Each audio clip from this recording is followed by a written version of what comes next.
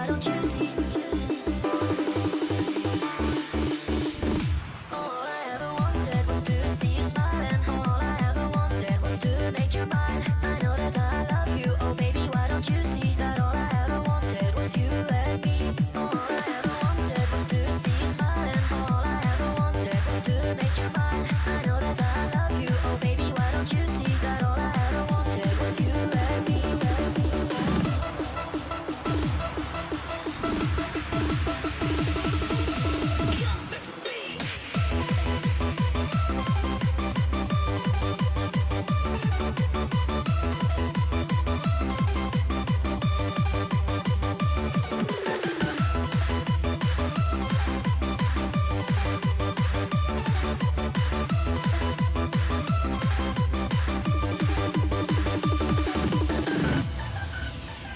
I'm so alone, here on my own, and I'm waiting for you to come.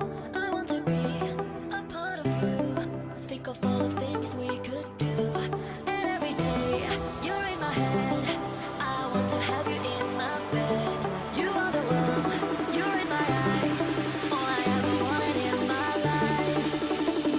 All I ever wanted was to see you smile, and all I ever wanted was to make you mine. I know that I love you, oh baby, why don't you see that all I ever wanted was you and me? All I ever wanted was to see you smile, and all I ever wanted was to make you mine. I know that I love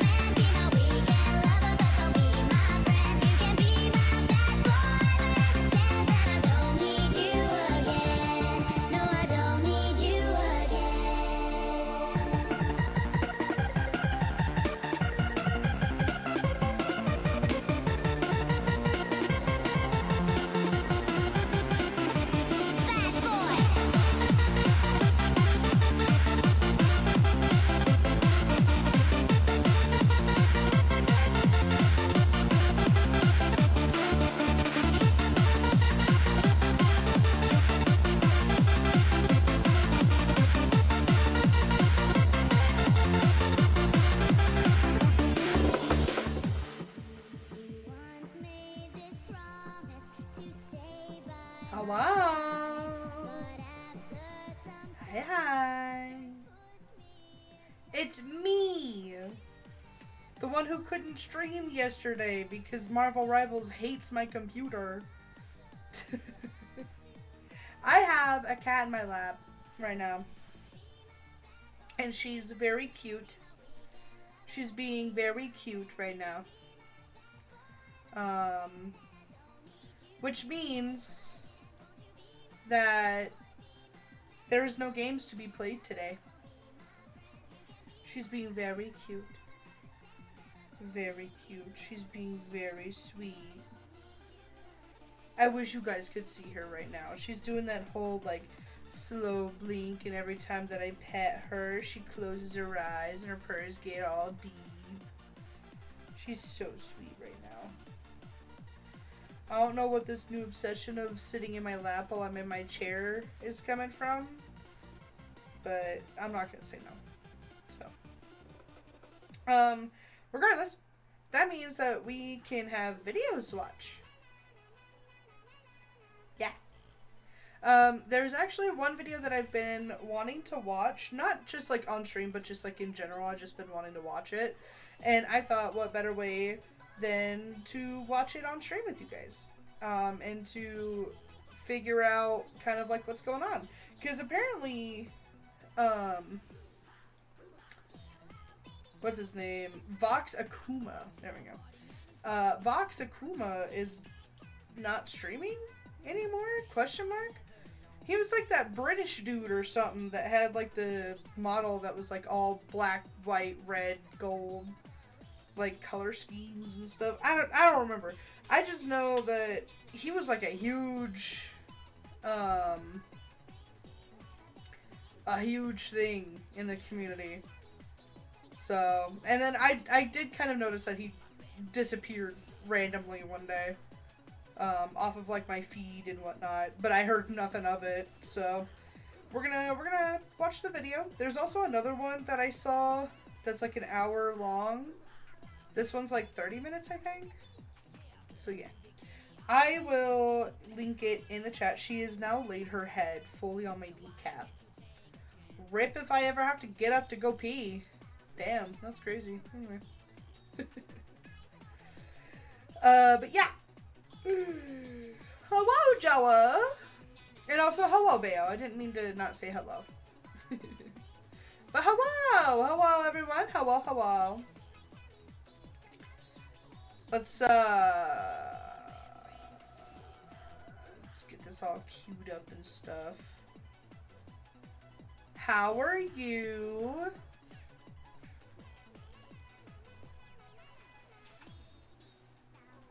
This is the video that we're watching, so I'm going to pin it, because we normally pin videos here.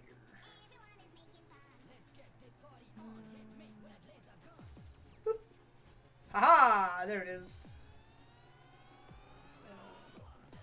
Living? Yeah, that's a mood. So. Oh! Jara! Hold on, give me a second.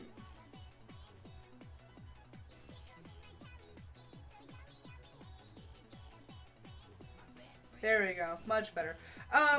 So Mid and I played some games today, right? And some people were saying, like, there was this like dude in Marvel Rivals, but there was this dude that was just like raging at me because he refused to turn around and kill the Spider-Man that was just slam dunking on me. Even though I was doing the highest in the lobby, he refused to turn around and kill Spider-Man and was just like, we have a bot, Squirrel Girl. And I'm over here just like, okay. Honestly, I had some really good games. I mean, they were just quick play, but, like, they were pretty good. I was doing real fucking well, so. Might be playing some comp soon. Wink wonk. Nudge nudge.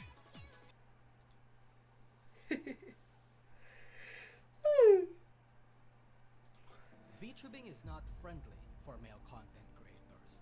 For the longest time, the exception is the East because VTubing there is a bit more mainstream in the greater otaku culture. Just for people coming in, we're just gonna be watching some videos today. And I heard about Vox kind of falling offline after I noticed that he was gone, and I was like, damn, alright. Yeah, Jara, what's the eye emoji for? In the West, not so much. The industry here is overwhelmingly female dominated. Most of the relevant audiences are other men who just want to see cute girls doing cute things.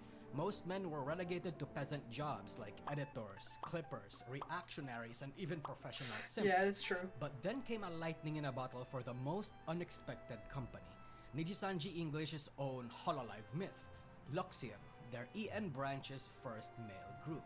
Their debut song reached Yeah, I 1 remember million that. views unexpectedly. Their tweets started getting interactions. Even I made this video documenting their massive rise. It aged like an abused child celebrity, but it was relevant for its time. Heck, I even Damn. made another dedicated video on Vox Akuma himself. Yeah. In 2022, Luxium was on top of the world, actively competing against Hololive English's numbers. Yeah, because this guy was like everywhere. I saw him everywhere. And then all of a sudden he was fucking gone. And I was like, where did he go? dominating the Southeast Asian otaku culture, and it seemed like it was only going to get higher from here on out. Because I Or at know, least, that's what many of the hold on. I know, Where dominating was he? the He was just Southeast shown for a Asian second. otaku culture, and it seemed like it was only going to get higher from here. I know that one guy, I didn't pause in time, that one guy that was standing over here with like the little fluffy coat, I know he is a horrible person and stuff. And I know Vox like came out and said like, hey, horrible guy, don't, like, I'm so sorry, blah blah blah. But like, brother, Run out. Or at least, that's what many of their fans thought, including myself. Because come literally the next year, we started to see the cracks. Of course, the tale of Digisanji EN's downfall has been recorded many times, but in this video, Yeah. I'd like to point the microscope on the face of the branch itself. also, oh my god, crazy. This is also why I will, and never will have an asterisk on it, alright? This is why I will never go into a corporation for VTubers. Again, never has an asterisk on it. The only reason why I ever would is if, one, I get to keep my model and all of the content that I have made with the model and my fan base, like my YouTube channel, my Twitch, all of that, right? If I get to keep all of that and I get to have free reign of what I say and what I can do, what I can play, who I interact with, all of that, then I will join a company. But there is no such thing as a perfect company now, is there? So I will always be an independent VTuber. Go fuck yourself, companies. Like we've all seen how they fucked over every single one of their people. Do I need to bring up the Iron Mouse situation? Do I need to bring that up? Because I will. I'll bring it up. But yeah, fuck companies, bro. They really do not care unless you're making a fucking boatload of money for them. Vox Akuma, because he was the king of not just Nijisanji English, but the king of male VTubing as well. Those who followed on his stead became popular with him. His presence elevated poor the numbers Shoto. and dynamics to Damn. those around him. No longer. Today, we look at the tragic downfall of English VTubing's What the king fuck of is male happening with that? VTubers, Vox Okay, Akuma. alright. When Luxium started rising, Mr. Rias was actually the one who led the charge at first. His infamous interaction with Mr. Rogers, as well as his general comedic bits, made him Luxium's first favorite. But come the middle of the year, Vox Akuma easily took his spot's place, and this was for one major reason: pandering. It was clear to many people that the reason why Luxium was so successful was because they tapped into a niche previously untouched in the English side of VTubing: the female demographic. VTubing's overwhelming number of audience always has been men, like I mentioned, and Luxium, with their handsome design and kiss your homies goodnight sort of banter, That they managed guy! to innovate. Handsome design and kiss your homies goodnight sort It was that guy. That guy. That's the one. Oh no, a man. Yeah, for real. It was this guy who I think started the whole issue with this group, like no longer being together. Apparently he was one of the people that was known to be a sex pest. If I remember correctly, he was the VR sex pest or some shit like that. I've heard some shit about this dude. Like, and it's not good shit. Trust me. of banter, they managed to innovate. The reason why Vox Akuma started to get more popular than everyone in the group was because he was the one who went all in. His shamelessly fucking model isn't indulging even on attached his to horny the... female fans' wildest Oh my god. imaginations and serving English VTubing's most potent boyfriend experience. Everyone Jesus in Christ. Luxium didn't really do this. At most, they would validate their audience, tell them they loved or appreciate them or something, but nobody was That's licking fair. this audience's digital pussies or ravaging their digital throats quite like Vox was. People outside Vox Akuma's I'm audience sorry? had a very strong impression on him and his audience, especially Hololive fans. Notice how I said strong, not good. Because the first drama he was involved in was in March 2022, roughly 4 months after they debuted. There was an accidental Discord server leak from a fellow Nijisanji member, Petra. Oh, In this God. leak, we were able to see that a few Nijisanji members were shit-talking Hololive and people didn't really like that. The biggest lightning rod of the outrage was Fulgur himself, who was being smug that Hololive console didn't do as good and that a lot of Hololive fans were insecure and mad that Nijisanji was thriving. The second Jesus. biggest lightning rod was Vox, who said Hololive tech issues in shambles, Niji thriving. The context that I personally believe in and had peddled in the past was that this was in response to Shu, because Shu was their tech guy. This was supposed to be nothing more than a joke, so I didn't really take it seriously. I threw a lot more shade at Fulgur's out-of-pocket comment, but a lot of Hololive fans didn't really give out as much grace. Before this drama, there was a war brewing between Hololive EN and Nijisanji EN fans, you see. I don't understand the war between companies, I guess, like fans of companies. I don't understand it. I mean, if your favorite VTuber is a part of a company, okay, cool, yeah, support your VTuber friend and stuff. But like, I don't know. I mean, personally, I would be kind of mad if somebody was just like, fans are just, well, no, I agree.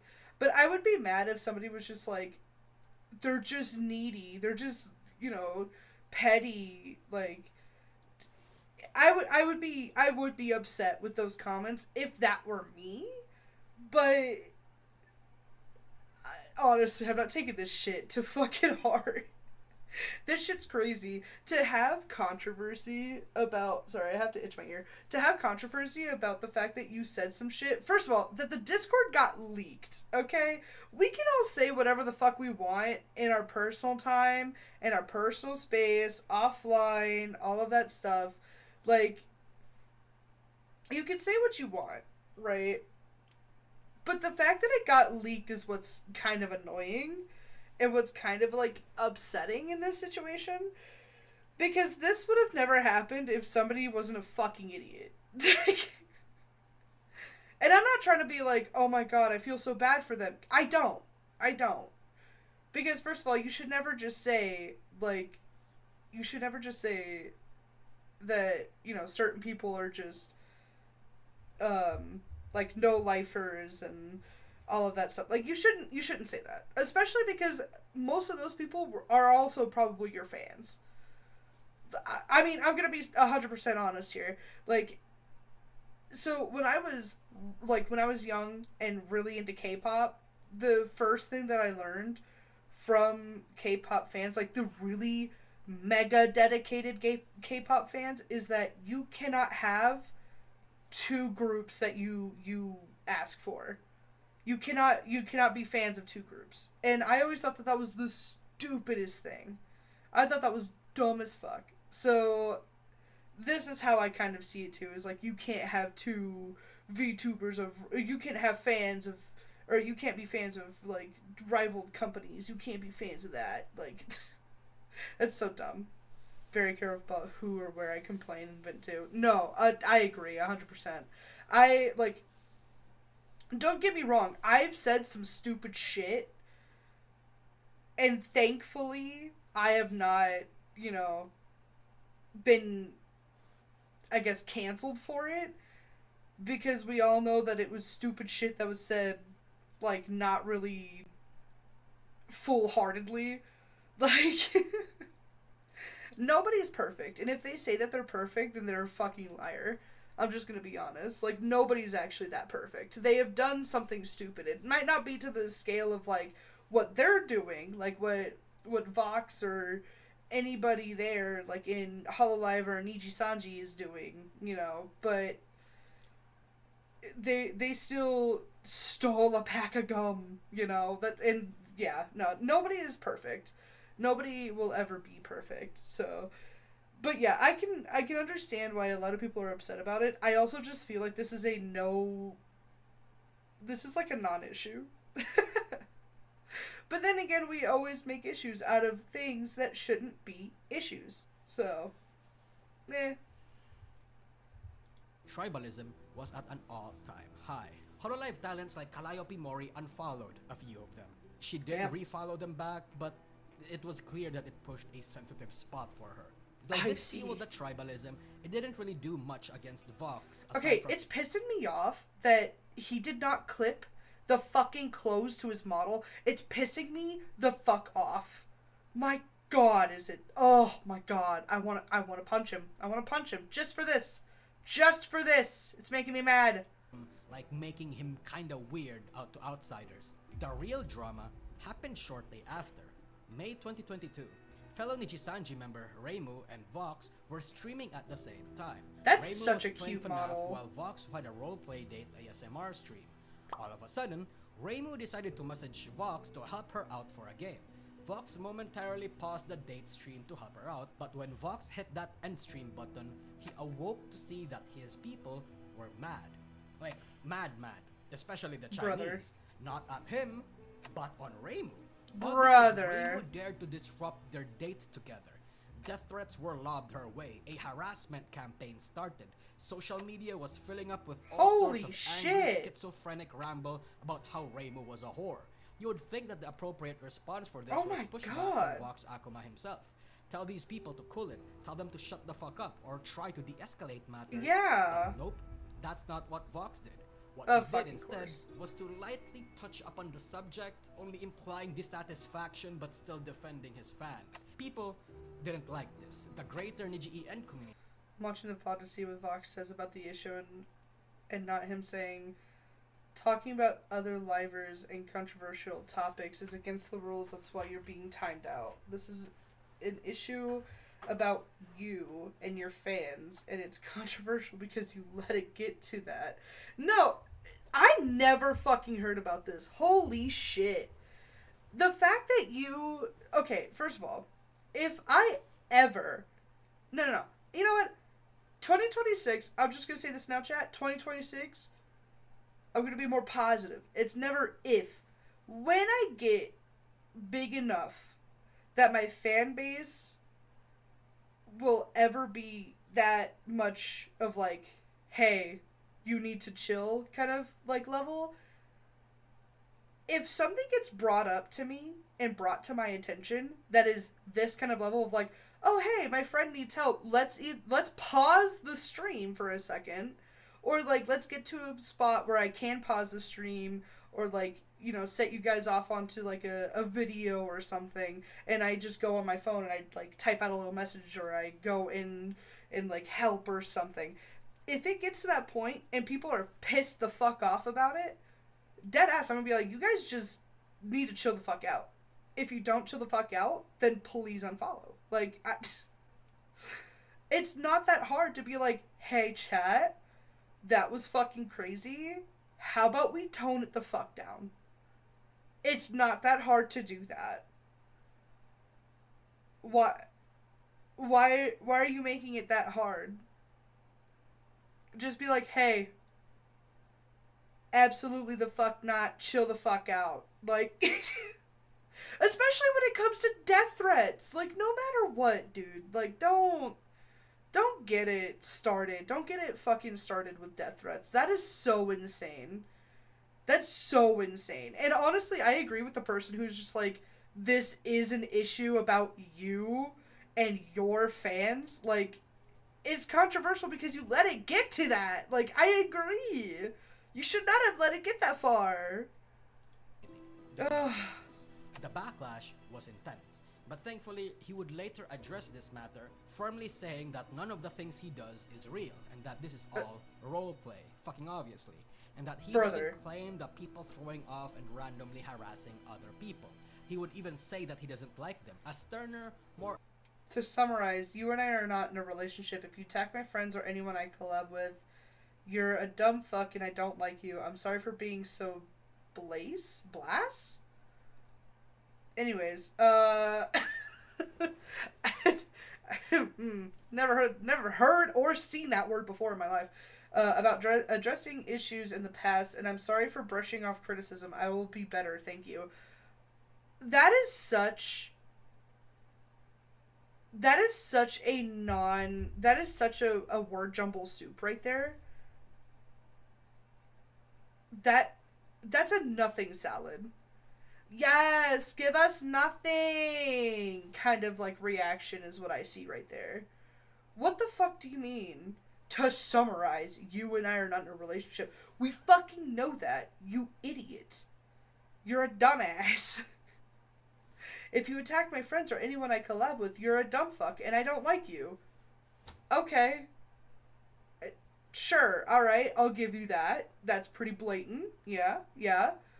I'm sorry for being so blass. I think he meant to say brash. Like, or, you know, one of those other words. About addressing issues in the past. Brother, it's not the past. It's happening now. Like, or at that moment. It's happening right then and there. Like, in the past. Motherfucker. And I'm sorry for brushing off criticism. I will be better. Thank you. No capitalization. Like, none. No capitalization. This does not sound like a PR statement either. This quite literally is just like, ugh, I guess I'll write something. And then you just quickly type out, like, in Twitter, just, and then hit send, you know? No, it's like, honestly, yeah. It's valid if it's a parasocial thing of just like, you and I are not in a relationship. If you attack my friends, you're a dumb fuck and I don't like you. Like, I understand that. But I feel like there's so many ways to do that would also sound like a proper apology to letting it get to the point where somebody gets hit with a death threat. You know what I mean? I feel like if I saw this, I'd have been like, okay, so when's the next apology? Like, where's the next one? Absolute defense of his friends and his reputation. And while yes, did his recover his PR, it put a bad impression I'm on surprised his it audience's did. character. Because in the background, everyone, everywhere, was starting to recognize that Vox's audience was pretty fucking toxic. Not just within Nijisanji's own community, but even to people beyond it, even to his friends like Shoto, which a lot of Nijisanji fans seem to think that he was part of Nijisanji for some reason, to a point that Mista had to address and clarify something so obvious. And even still, these fans still kept harassing him to collab with them more, only to end up being angry that Shoto was being disrespectful in some kind of way somehow. This... Wow, it's almost like independent VTubers don't owe you shit. Would it be... Listen, as an independent VTuber myself, right? If Hololive did not shoot themselves in the foot and Iron Mouse was still there, would I be thrilled to, like, you know, have a collab stream with Iron Mouse? Yes, I would. I would also be pissed the fuck off if everybody's like, oh, you're in Hololive, so you should collab more with Iron Mouse. It's like, huh? No, the fuck I'm not. When the fuck was I? When the fuck was I not? What? Like, I feel so bad for Shoto. Shoto is such a good fucking, like, VTuber, too. Like, his model, chef's kiss. I love this man. He's so undeniably funny. Like, I watch him early in the morning whenever I can, and I'm just like, ugh, my day is better. My skin is clear. I can breathe better. I will never have nightmares. Tiny chaos and dissatisfaction beyond Vox's audience is important to note because while yes, I'm within sorry. her You're so disrespectful. Motherfucker, get out of my chat. Anyways, we're gonna talk about pussy. walls you are thriving and the economy of your kingdom is still flowing greatly, it becomes a lot harder to expand and trade beyond it. By the tail end of Vox's golden years, people even inside the Nijisanji community recognized the signs, faced the insane reality of Vox's own toxic fanbase. Vox still got involved in minor Pardon? drama, You heard me. such as in August of 2022 when he was making fun of Sonny's mom. Fans from China who had a culture against such behaviors were super mad and demanded Vox apologize, but this was a nothing burger. Vox addressed it, we all chalked it up to culture clash, and that was it. Nice. Yet at the same time, while these Sick. dramas were minor, they were signs of a greater issue.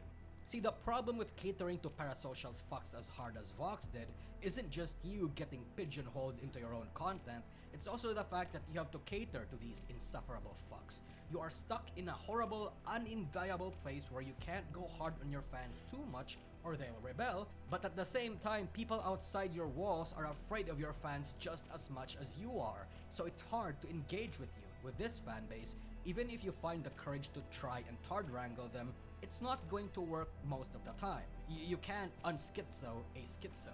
His chat was constantly spammed by emotes. He Oh. kept being infantilized. During this specific era of his popularity, I'm so sorry. Hold on. Yes, make us choke on it. My mouth is drooling. You too big. I can't anymore, sir. Yes, let me suck it and... Oh. I'm choking, gawk, gawk, gawk. Can I bite gently? It's Salty Daddy. Yes, please pull my hair. Oh my god. Gosh, call me a slut again.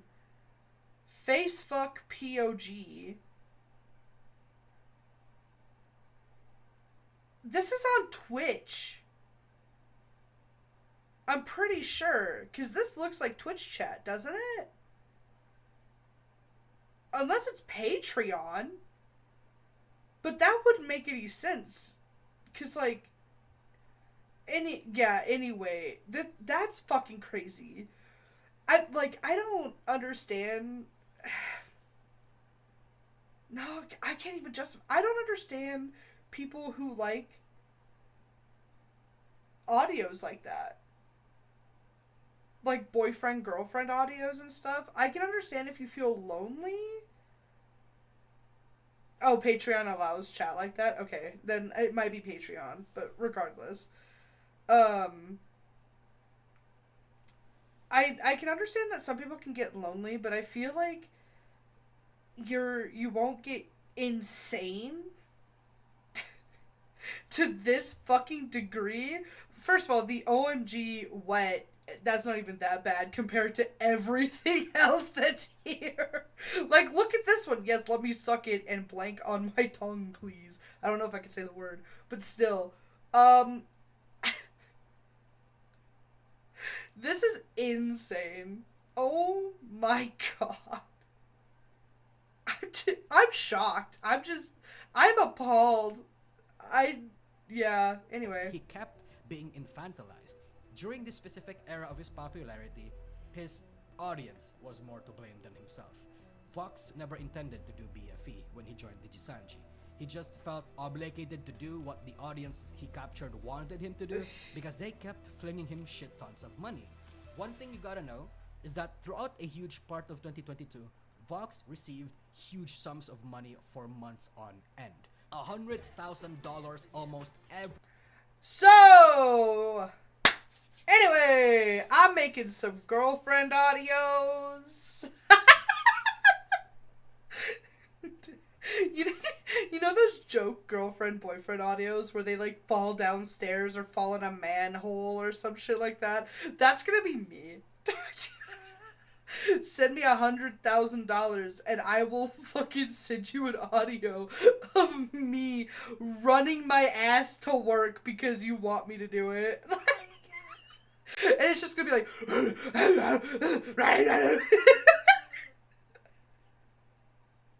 this shit's fucking insane. You do, Jara. You do. It's the Australian voice. That's what it is. That's what it is. Sometimes whenever I hear you like talk, I kind of giggle a little bit because I'm just like, huh.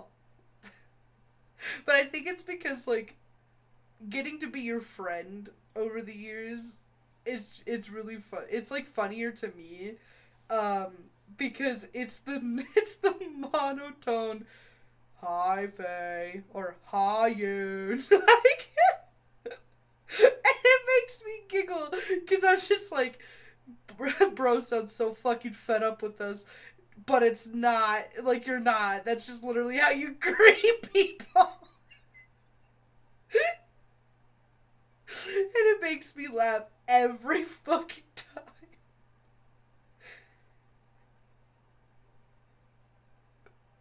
Working a baker, but the gingerbread man spawned and is now causing havoc.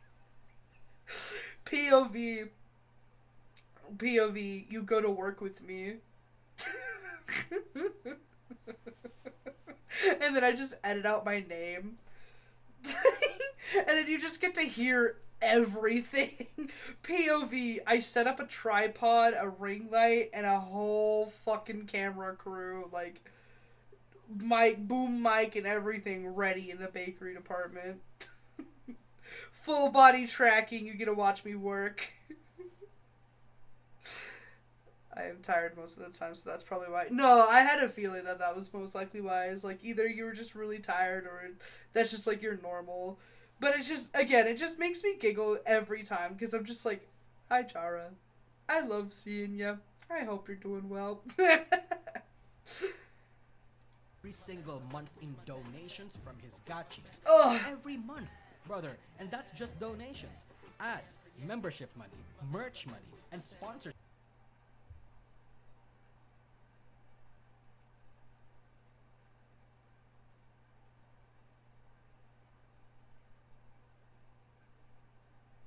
I don't know if you guys can see that, but that says $1,037,506.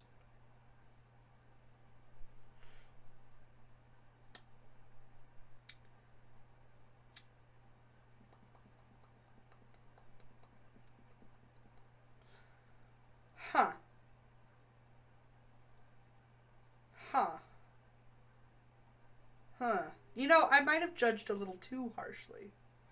I hope there's more people out there in the world that really need to not feel lonely anymore. And here in the Uni-chan channel, we will help you feel less lonely.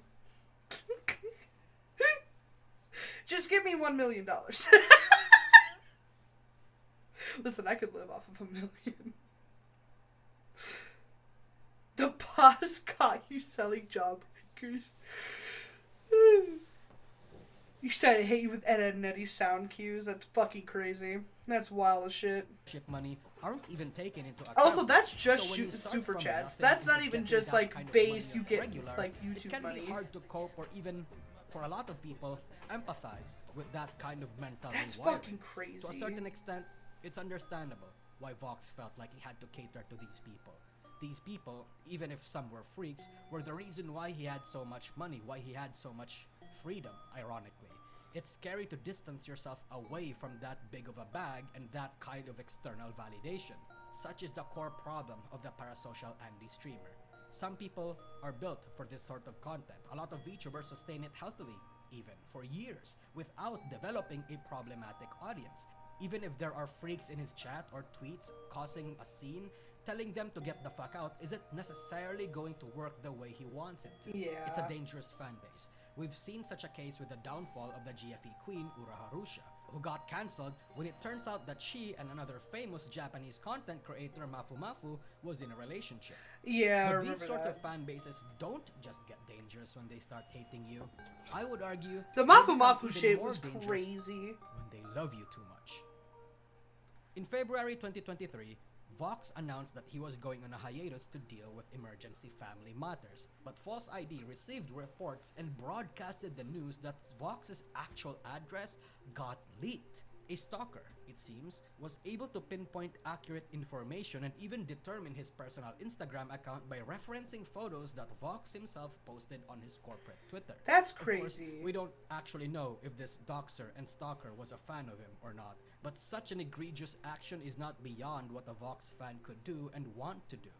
The reason I say that is because now on a deleted site called Nifco, aka the dox site, these sorts of informations and discussions were freely thrown around. Did the there dox is a site go Japanese down? website It's dedicated crazy. to finding and talking about private information of VTubers. Who are the majority of the users, you may ask? Nijisanji English fans. Yeah, Vox fans. there it is. There is a saying that goes, the chat reflects the streamer. This statement is generally true, I would like to think. But sometimes there can be exceptions. It's not an all-encompassing fact. I don't think any streamer or content creator should be held 100% responsible for what their X audience has do. cake is You can't crazy. really hard wrangle all your fans. It's just impossible. Even if you're not putting a call to action, even if you tell your fans not to harass anyone and to play nice, some small fraction of idiots in any fan base will always do so. And even if that fraction is a minority, No, okay, 100%. And I have a feeling that that's... Is that Burnt Peanut? Who is that? Who the fuck is that? Anyway, I agree. Like, chat does, like, your chatters reflect you, right? So, if you're a chill person, you collect and reflect the chill people. If you're not chill,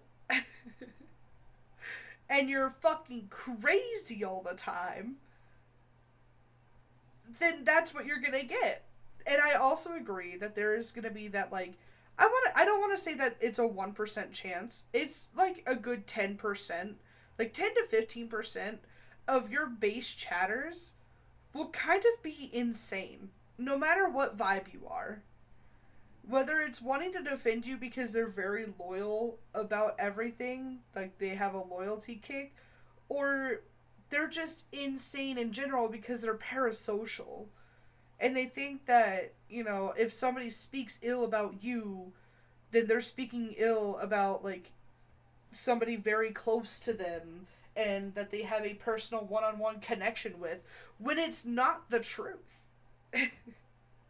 Like, there's a couple of people who are fans of, like, Chibidoki, for example.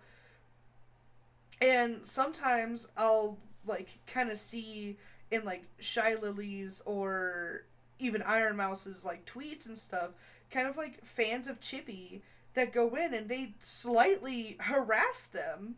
They don't do it, like, crazy, but they do slightly harass them. And it's insane how that happens. The amount of times I've seen stuff like that. No, same. And it's not even just with VTubers. It's with anybody who is remotely famous at all. Who has a remote standing. The minute you hit, like, 100k subscribers, you have an insane amount of people. 100,000 people is a lot. That would pack out most, if not all, stadiums around the world. That's an insane amount to think of. It's not just a couple of water drops here or there. That's insane. But, like, 100,000 people, right? 10% of that, so, like, 10,000 of those people could go out and cause a ruckus. How are you going to wrangle 10,000 people and tell them to knock it the fuck off because that's not what you want to do? And that's not what you stand for. it will be so ridiculously hard to do that. Basically impossible. So, like, I can sympathize with Vox a little bit of just being like, I can't do that. Like, I can't tell my people to stop being an asshole and stop being creepy because I've already done it thousands of times by now. That's just on the people. Like, but then at the same time, you have to do your due diligence and ban those people or make it aware, hey, these people that are harassing you, these people that are going out and doing all this, they're not me. They don't represent me. And you need to have that as like a pinned comment, a pinned tweet, like anywhere that you can pin something with that, that's what it should be for like a year. Or for the rest of your fucking career. Because you can't just be like, oh, I made a statement like 5 times and that's it. No. You have to have a permanent statement. Like, it's insane. But you can't control everybody, so I don't know. I don't know what kind of solution there could be. Their actions will still reflect badly on the streamer itself. Such is a problem with Vox Akuma's fanbase. No matter what he did, the goodwill he would generate, that small fraction of his audience will always haunt him, will always make him look bad. Yeah. In 2023, we have seen an utter collapse of Nijisanji's reputation, and Vox was one of the heavier targets for the mockery. The Zion Lanza drama, the Gundo Mireille termination, the Nina Kosaka graduation, the Mysterious graduation. All of this happening, and the toxicity of his own fanbase has had profound effects on Vox's mental health. He was already diagnosed with ADHD before. In fact, this diagnosis was used as a sort of explanation for a lot of his actions. Fans were recognizing the fact that he was not in the best shape. In fact, fans... Okay. I might be saying something very controversial right now, okay? And for those of you who don't know, I have been diagnosed since a very young age to have ADHD and autism. I am on the spectrum. Recently, with a lot of people getting diagnosed, this is where I'm going to be controversial, because I would love for more representation for autism and ADHD and ADD and all of those. Like, I would love so much more representation for all of it.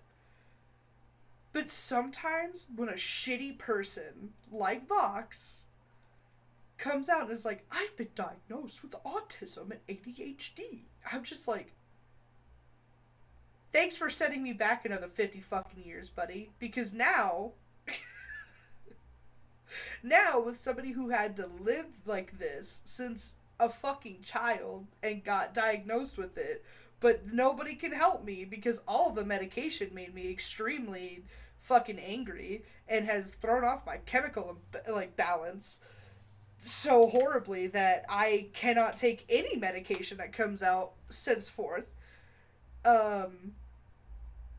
Thanks, man. Like, I don't know.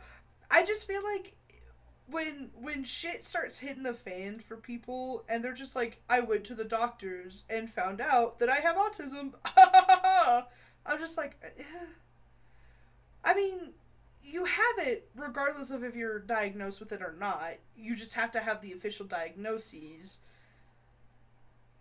to, like, at least get treatment for it. But, like, I feel like people like Vox get diagnoses, I don't know why I said that like that, just to be like, oh, the reason why I acted like that was because of autism, who would have known, haha, let's sweep this all underneath the rug. It's like, no, you can't just do that. That doesn't work like that. Like, at all. recognized more than that as well. It would seem that collaborations with a lot of people have disappeared. Vox's banter with anyone was genuinely a fun time to watch, so it was sad to see that over time, his collaborations with the very few people his fans enjoyed him interacting with has ceased. One-on-one collabs with Shoto, for example, has noticeably stopped, citing that shippers and toxic fan behaviors ruined it for them.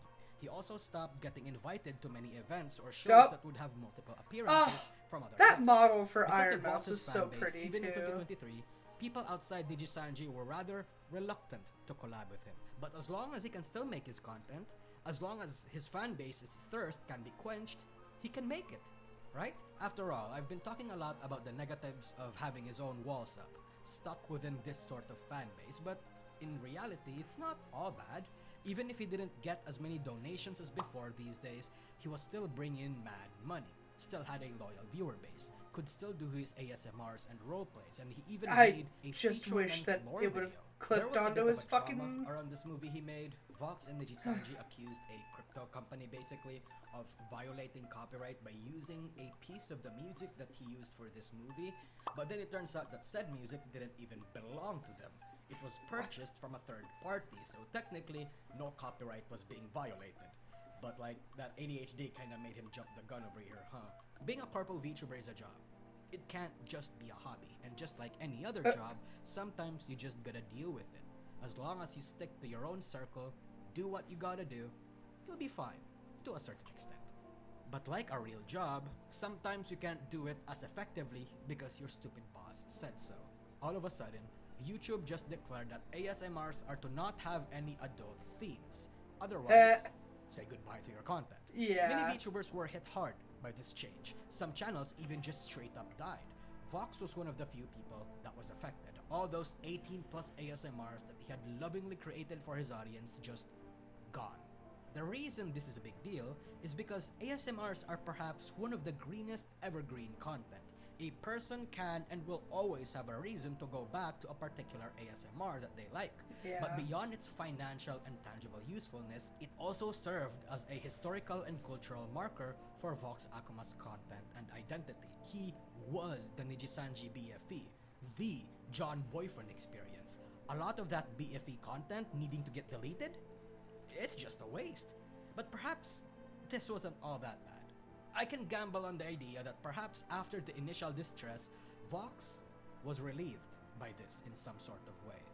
With all of that deleted, perhaps he would feel like doing his ASMR more poignantly, even tone down the intensity of his ASMR, a reason to refuse uncomfortable scenarios or requests. And besides, it's not all his ASMRs that were being deleted, just the more explicit ones. Perhaps that even despite Nijisanji's declining reputation, he can continue and maintain this audience that likes him and his content, an exclusive group of people that will not be affected by the happenings of the greater Niji community. Those were what the walls were there for, after all. Maybe in the coming year, he can stabilize his content, and while his best year was behind him, perhaps he can still carve out something special for himself. That is not what happened. In February 2024, Nijisanji EN terminated Selen Tatsuki, one of VTubing's most beloved creators. This followed months upon months of instances where Selen had her requests frequently rejected by Nijisanji, or that she got screwed up in some sort of way. She responded to this termination, but the fierce backlash that came from her and the greater VTubing community had to prompt a response from Niji EN itself, and shockingly, they did. It was perhaps the greatest, biggest sin ever recorded in English VTubing. One of the people responsible for this, actually no, the central figure of this was none other than Vox Akuma.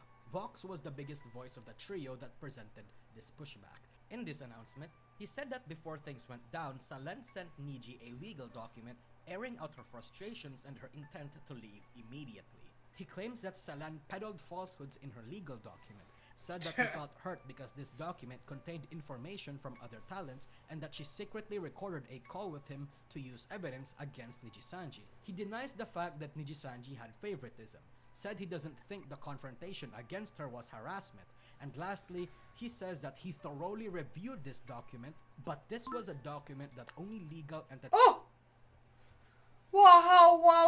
Wow. You guys finally get to see what my fucking alerts look like. Hello, Faye. How was your impromptu, like, hour and a half, 2 hour stream of Genshin? Did you have fun? Did you have a good time? I'm starving and I want to pass out. Go eat. Go eat. Don't pass out. Go eat.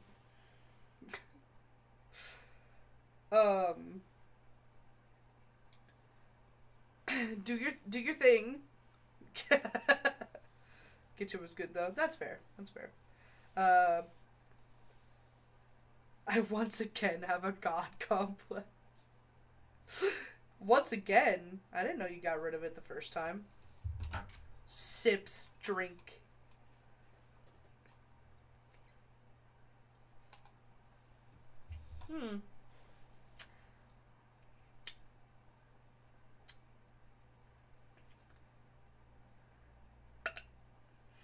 Yeah, it has. Anybody coming from Faye's stream, go ahead and do whatever kind of self-care that you need to. We are currently watching a video about Vox Akuma and how he ruined his reputation. It will be handling very sensitive topics. Currently we're kind of getting over the hump of, like, his boyfriend ASMR, like, explicit stuff, being taken down and all that, so, but we're kind of just chilling right now because, I can't play video games with my cat in my lap, so, the best not to disturb her. So yeah, go get something to drink, go get a snack, go get something to eat, Faye, and then come and chill out. You guys don't have to chat if you don't want to. We're kind of just learning today, so. But, thank you once again, Faye, for the raid. Go eat. And, yeah. These, aside from Selene herself, was supposed to be able to view. I would attempt to debunk these claims in the video, but this isn't a Nijisanji video. This is a Vox video. I can really only cover what happened to Vox himself specifically, because what exactly happened was a shit show for him. The phrases he said during the black screen stream became a meme. There is no favoritism, and in my opinion, this is not a form there we of go. harassment. Okay, before I got rated, I was gonna say something that made me kind of like scoff and roll my eyes. There is no favoritism. Yeah, it looks like that from the dude who's bringing in $1 million fucking dollars. Like, from the dude who's bringing in 100K every week. And that's from the super chats only, not even from the YouTube videos or the streams or anything like that. That's just the YouTube super chats. Okay, buddy. Yeah, chill the fuck out over there. Because in Nijisanji, there was obvious bias towards Vox Akuma and Luxium as a whole, owing to them being the biggest in the entire branch. Vox and Luxium got invited to fancy dinners with the CEO. It's a while in sex Japan. pest. Nobody got consistent merch releases like they did. They were getting milked the fuck out. Of course, it's the nature of any business to have blatant favoritism or an extended leniency for your biggest and most influential assets. But to deny that none of it exists is whack. And to deny or outright dismiss the fact that your friend was in emotional distress and almost killed herself, to basically invalidate that's that claim crazy. that what they did to her was not harassment, all without any emotion in your voice, it was weird. It was sociopathic to see from him even. He seemed blind to his privilege and position in Nijisanji and the bigger industry. Seemed I to don't lack empathy think he was for it. blind to it. I think he just did not give a fuck.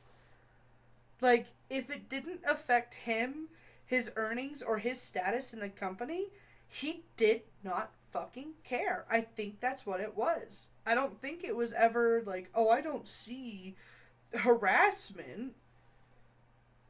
I think it's quite literally I can see it, But, I mean, is it affecting my bottom dollar?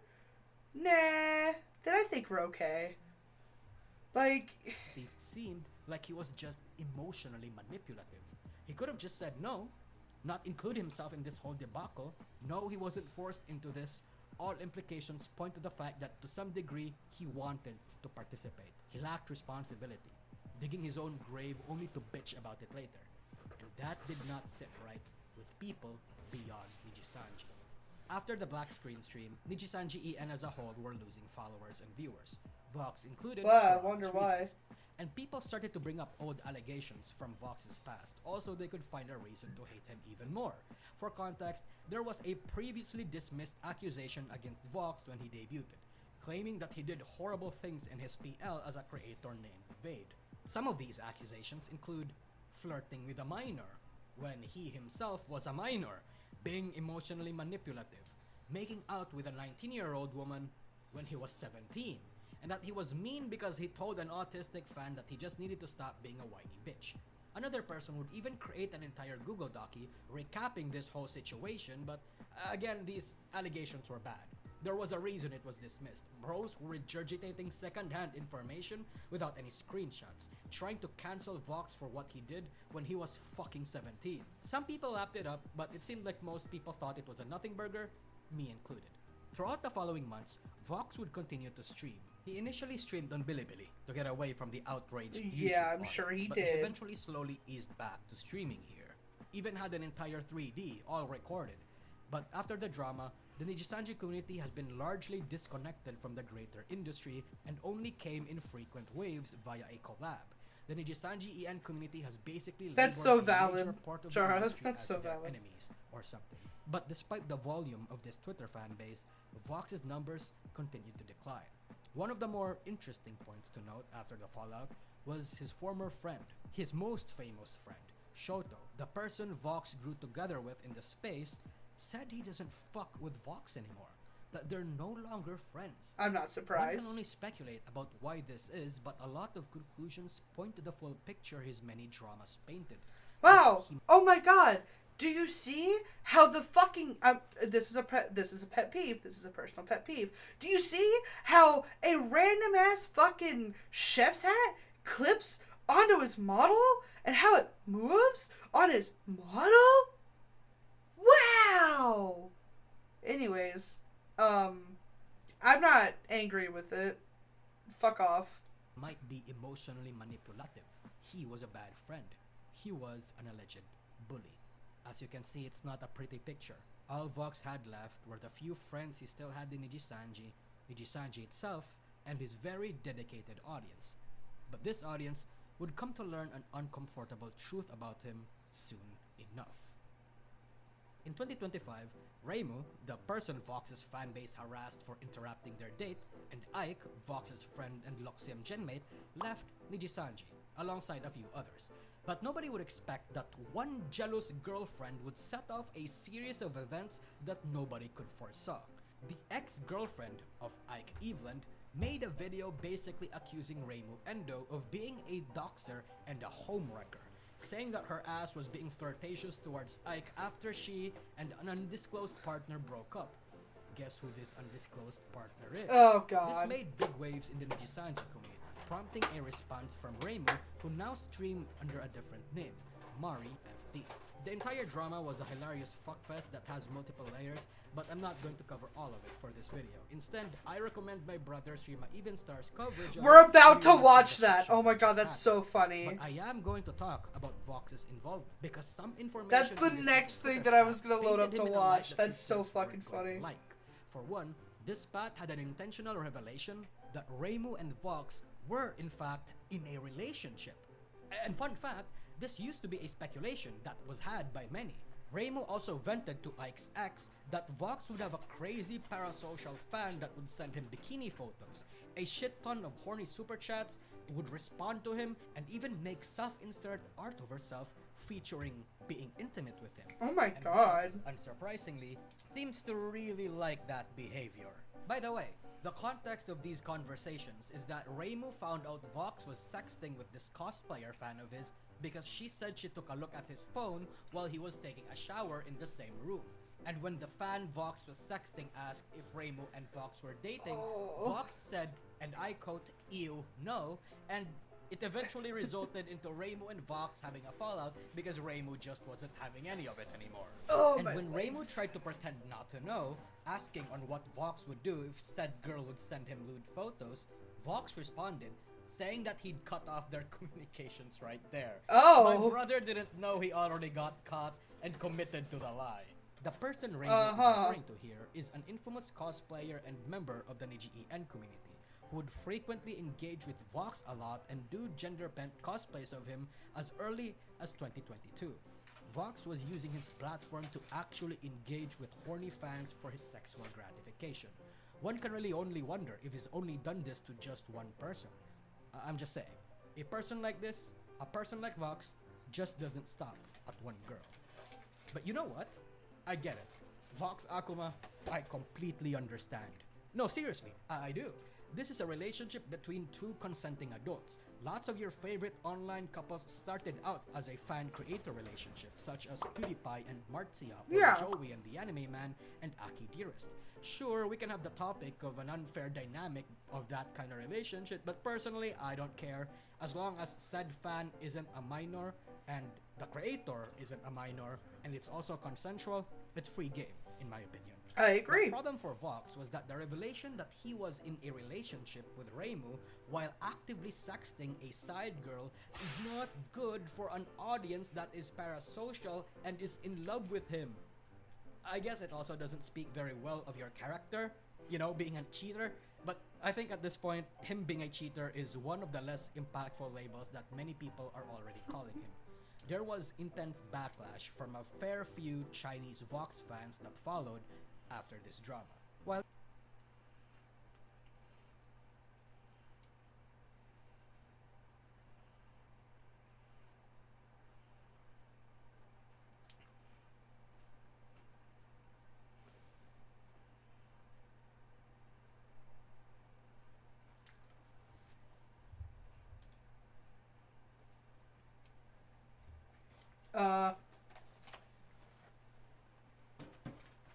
Hold on.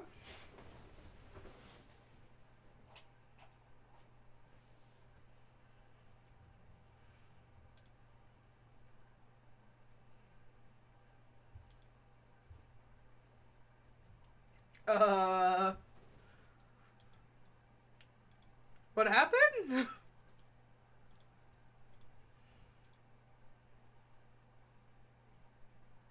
What the fuck?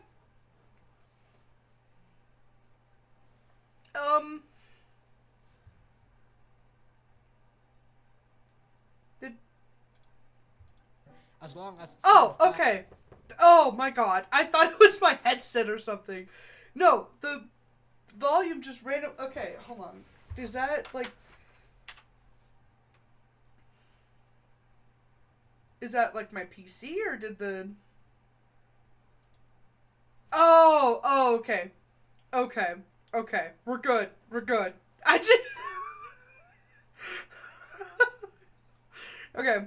This video got copyright claimed, so I had to mute the audio from 2513 to 26. We're safe, chat. We're safe. We did. That's crazy. Okay, but basically the point of that segment is, well, this revelation doesn't matter for most people, and in fact, people were actually angry for him due to his privacy getting outed by a weird feud. His parasocial Chinese fan base were angry, and that matters for him and his company because they're the kinds of people. Because these are the exact kinds of people are the reason he gets so much money. Okay. Okay. So we figured that out.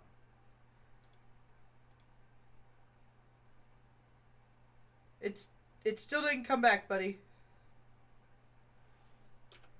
Part of me feels bad There we go. for Vox. It feels like he was just your average guy thrown into a position of immediate power, wealth, and responsibility without any time to adjust and learn from it. He sees a lot of women vying for his attention, giving him money, trying to slide in his DMs, and he started getting into town with them.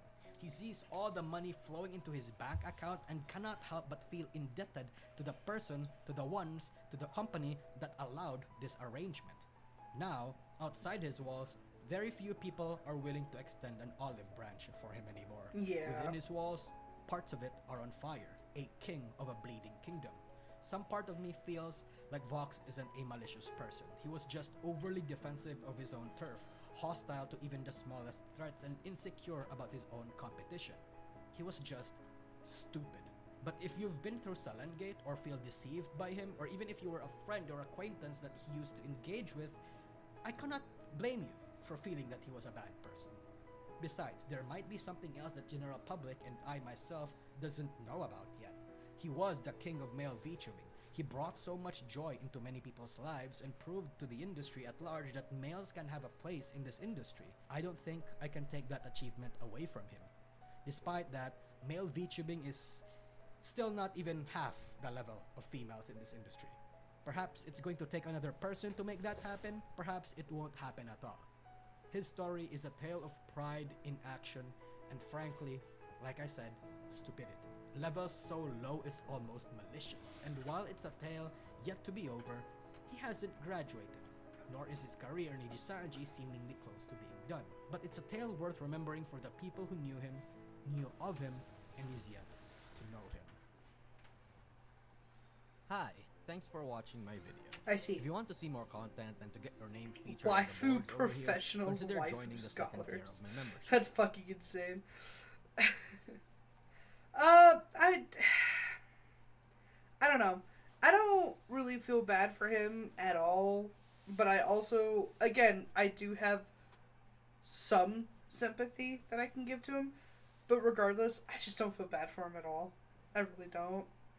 I think because he didn't squish this issue or squash that issue early on, then he didn't really do much good for himself in the future. Like for me, I put out there right then and there, I'm just like, hey, oh god, what happened? Anyways,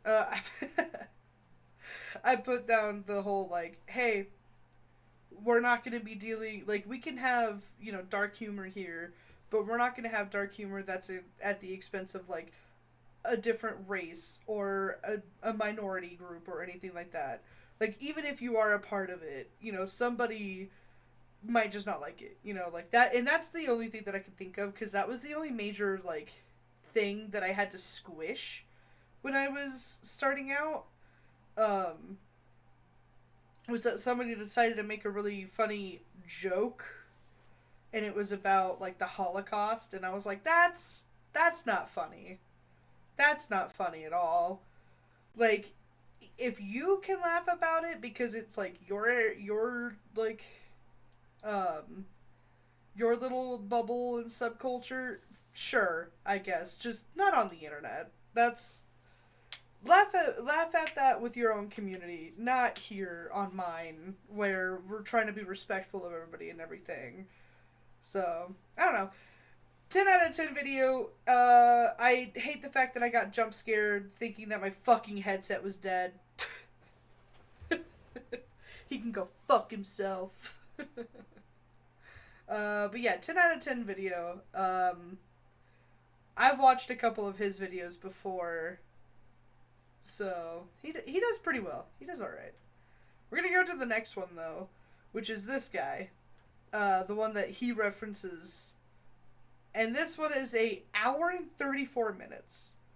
So, after this video finishes, I'm probably gonna be hopping off. Which is fine. Which is fine. But like I said, we're just, like, reacting and watching stuff, so... So, there's been a lot of chaos lately. A vague comment during a stream lit... Also, I don't know why my shit's lagging really hard. You know what? Hold on. I got this. Hold on. That was my starting soon screen. Whoops. That was not what I was trying to do right there. Oops. Okay. Oh.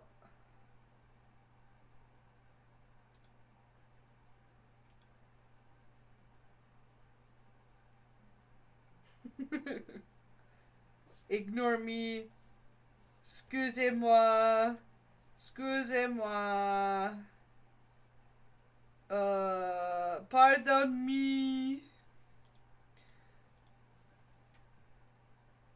Chat, I think I have an idea of why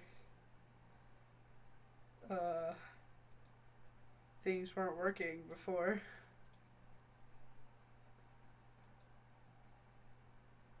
We're gonna just do this now.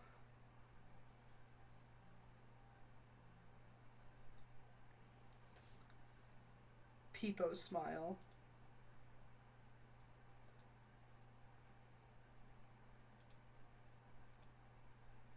Sick. Alright. That should work. That should be better.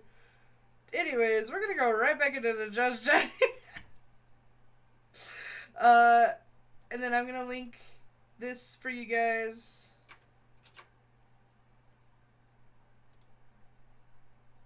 This is the next one that we are watching.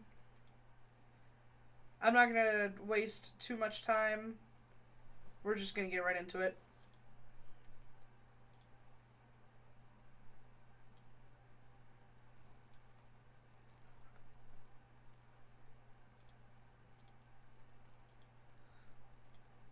Center of it all, two names you might not recognize yet. Mary FD, better known as former Niji EN member Reimu Endu, and Barry, an indie VTuber formerly known as Rin. This is the full breakdown of how everything unraveled and what it exposed in the process. It all started with Mary, formerly Reimu Endu from Niji Sanji EN, mentioning Barry on her stream.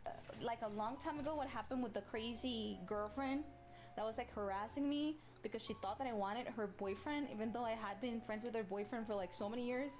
She didn't say her name directly, but forums and netizens quickly picked up on who she was talking about, which stirred up a situation that most people thought was already resolved. Little did she know, though, that one moment would kick off a whole roller coaster of events. One that ended up revealing so much more than, at least I believe, any party.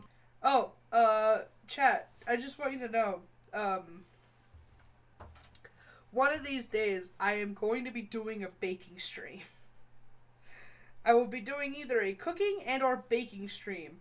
So be fucking prepared. It's gonna be some good shit. I'm gonna make some food. I'm gonna show you guys how to make some bread. What if I decorated a cake? Oh my god, I can show you guys my skills in action. Anyways, I have a sticky note. I'm gonna be writing all this shit down. Ever expected to come to light. Barry then decides to hit back with a nuke on Twitter, a short video response that was straight to the point and crystal clear. At first, it didn't blow up right away. A lot of people weren't sure who she was talking about or even who Barry and Mary really were, but once folks started piecing things together, yeah, the tweet took off hard. It ended up pulling in nearly 4 million views as the internet caught on to what was really going down. So, what was actually in the video? Well, it was another black screen with a solemn voice layered on top. Yes, Mr. President, a third black screen video has officially hit the Niji Towers. Yeah? In that video, the speaker introduces too. herself as Barry. Some of you might remember her by her former name Rin. She explains that the purpose of the video is to document her personal experience with an individual publicly known as Mary, or Mary FD, as well as her interaction with Mary's former employer, believed in this case to be Niji Sanji. She claims that she went through repeated harassment, boundary violations, and doxing, and what she describes as institutional inaction. Hello, my name is Bari. Some of you may know me by my former name, Rin. I'm sharing this statement to document my personal experiences involving an individual publicly known as Marie/Marie FD, as well as my interactions with her former employer. Over the past 2.5 years, I have experienced repeated harassment, boundary violations, doxing, and what I perceived as institutional inaction, all of which had left a lasting impact on my safety and well-being. This statement is not intended to assign motives or speculate on anyone's internal thoughts. I'm speaking only to what I personally experienced, observed, and how those events affected me. Then she goes on into detail about her personal experience with Mary, explaining how, after Mary's own relationship with a colleague ended badly, she started orbiting Barry's then boyfriend. According to Barry, it wasn't just uncomfortable, it crossed several boundaries. I wonder Mid to why. late 2022, Marie entered a brief romantic relationship with a colleague that ended poorly. Sometime afterwards, she developed a close relationship with another colleague who was my former long-term partner. I did not object to their friendship or public interactions, as playful behavior and fan service are common in our industry.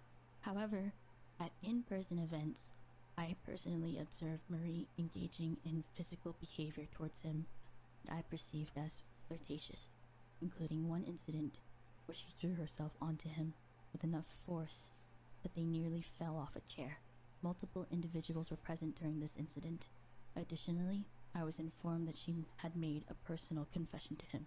I communicated my discomfort to Marie privately through direct messages and a call with 2 other individuals. During that conversation, she stated that she did not recall the incident due to alcohol consumption, but agreed to stop engaging in shipping content involving him from May 1st, 2023 onward. At the time, I believed the matter had been resolved. Now, these claims weren't just spoken, they were backed up with screenshots as well. In one of them, Mary is allegedly seen admitting feelings to someone who's believed to be Barry's boyfriend at the time. Man, sometimes I be like, if feelings aren't something to be ashamed of, be it good ones or bad ones. Why didn't I end up having a crush on redacted name instead, man? Then I remember, you have a girlfriend, and I'm like, wait, never mind, Lamau. In the next screenshot, we What see the fuck Barry does that directly mean? confronting Mary about that exact line, the one where she allegedly confessed her feelings. Mary responds by saying she genuinely doesn't remember saying that, but still apologizes for how it made Barry feel. Hi Mary, thank you for adding me. I'm sorry if it caught you off guard or anything, and thank you again for today for joining the group chat and talking things out. After we hung up the call, I remembered I forgot to ask you about one last thing. I was focused on having the main point heard and got a little overwhelmed. A while ago, when you first vented about redacted and said something along the lines to redacted, I wish I had a crush on you instead, but then I remembered you have a girlfriend. Is there a reason why you phrased it like that? He mentioned it in passing and I never really understood it. I thought it would be best to ask you directly, then you pass a message along like before. And like you said, you don't have anything towards him, which thank you again for telling me that it helped ease my anxiety. I'm just asking for peace of mind and appreciate you reading all of this. Mary responds, I'm gonna be honest with you, I genuinely don't remember saying that. And if I did, I'm sorry. I really can assure you, even if he didn't have you as a girlfriend, I wouldn't really do anything to get him because I can tell you 100% wholeheartedly from all of these years I talked with him and knew about him, I haven't been attracted to him in the slightest. Then Barry brings out another screenshot, this time from her former partner. In the DM, he expresses his own discomfort, recalling a dinner in Japan where Mary allegedly threw herself onto him with enough force that it nearly toppled them both over. Hey, redacted name, could you let me know when you're around? I want to talk about something. I'm here. Okay, great. It's kind of serious. Is that alright with you? Oh. Is something wrong? Sure. There's been something on my mind for a while now that's bothered me a bit, and the more I think about it, the more bothersome I found it. I think it started around the time in Japan with that dinner I brought up a while ago. I know that I brought up you telling me to shut the fuck up unprovoked, but I never managed to bring up the second thing that bothered me that evening. I've been trying to wait for an opportunity to show itself, to bring it up organically to you in a conversation, to not make things so abrupt and awkward, but it's proving to be a bit on the difficult side, hence why I asked to talk to you just now. During that dinner, I don't know if it was before or after, when you snapped at me, you also sort of threw yourself at me and clung on to me. This made me very uncomfortable and also came across as rather disrespectful, as it was right in front of my significant other as well. The fact that this and the snapping thing happened within the same hour or so has had me so confused and conflicted for so long now that I still am not entirely sure what to make of it. I can't tell if I'm puzzled, conflicted, sad, upset, or a mix of all of those emotions about the whole deal. I know you apologize for the snapping thing, but I feel a bit mixed about the apology, as I remember it more of a, oh, it's because I broke up with redacted, as opposed to, I'm sorry, I shouldn't have done that. If I'm misremembering, please do feel free to correct me. I am certain of the fact that the whole you throwing yourself onto me thing has gone unaddressed though, both in regards to me and redacted name. On top of this, the more I think about it, the more things come to mind that just makes me rather uncomfortable in hindsight. For example, I've noticed an influx of a lot of redacted art being liked and RT'd by you, which has made me rather uncomfortable due to the previous incident. I usually just turn a blind eye to ship art, as it's usually not something that we as livers RT, but when it gets brought on to my TL by people I follow, it becomes a bit difficult to overlook, especially with the addition of the For You tab. You acknowledging it also leads to more people making that kind of stuff, and since it's been making me progressively uncomfortable, I mean, we barely even speak these days, so I don't understand why the ship has been peddled as of late. While I can only guess as to why, I would like to ask if it's possible that you could refrain from at least retweeting the redacted ship or interacting with posts related to it. I'd really appreciate it. Sorry if this feels like it's coming out of nowhere all these months later. I've been very conflicted with my own thoughts over the whole thing, and I hate confrontation more than anything, especially with people I consider good friends. But I decided that rather than walking around with these conflicting feelings for longer, I thought it'd be best and healthiest approach to get it set properly and clear the air. Thanks. Mary then responds to Barry's ex-boyfriend. Oh, thank you for talking about this with me. First off, I apologize again for telling you to shut up in Japan. I understand it was seen as unprovoked. That dinner, so when I apologized to you about it, I gave a general explanation because I was embarrassed of how I acted, but I didn't know you'd taken it as just giving an excuse to it and not really apologizing. I'm so sorry. I apologize again because I do believe it was wrong of me to explode the way I did when you didn't even know about it, plus I hadn't talked to you either. A lot of my redacted friends that already knew kept asking me about it if I was bothered that you kept talking about him during the whole trip, and I let that affect me as well. But this isn't me excusing my behavior, it's just giving you a look onto what has happened in my mind. I should have addressed it a long time ago instead of letting it bottled up. For the second thing, I genuinely had no idea I made you and redacted feel uncomfortable. I'm so sorry. I don't remember throwing myself at you, but again, if you and redacted saw it that way and felt that way, I can only apologize. I'm so sorry. I'll be way more careful from now on, and just want you to know that I didn't even cross my mind.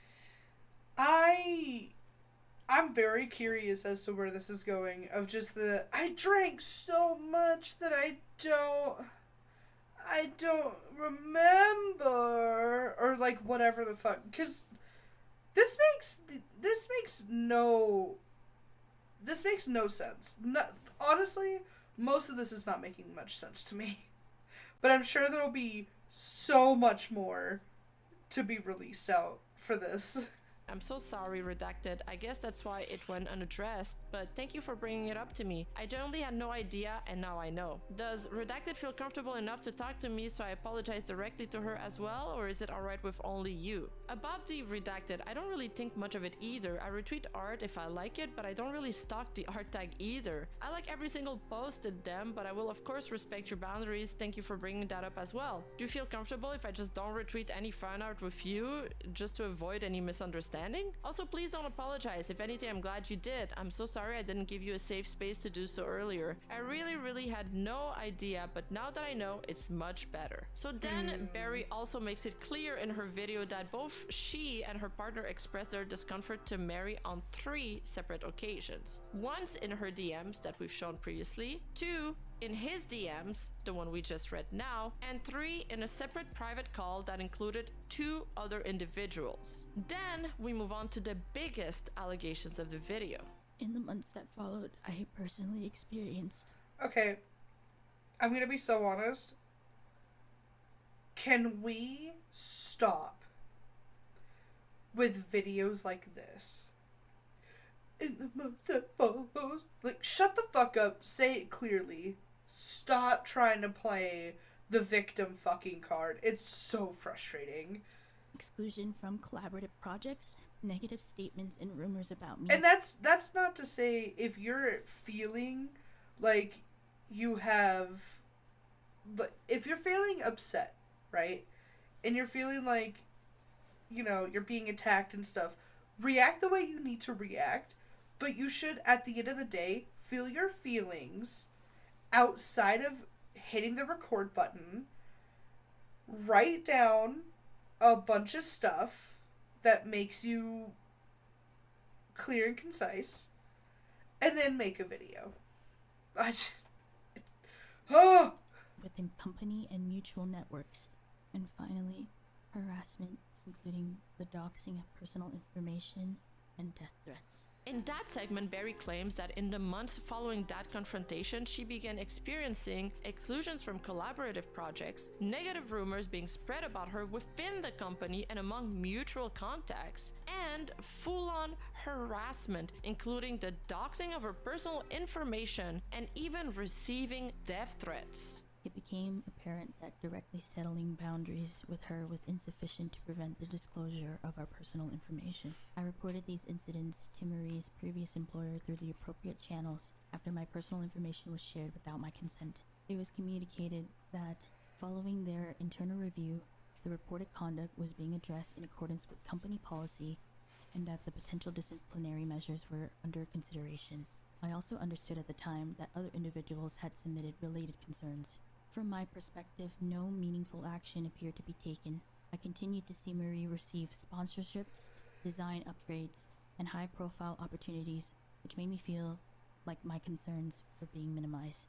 In April of 2025, after my former partner resigned from the company, reportedly due to increasing stress and dissatisfaction with the company's response to certain concerns, I was notified that Marie's contract would not be renewed. The company publicly characterized this as a graduation without acknowledgement of any related complaints or disciplinary actions. Following her departure, the harassment I had been experiencing online stopped abruptly, coinciding with the timing of her leaving.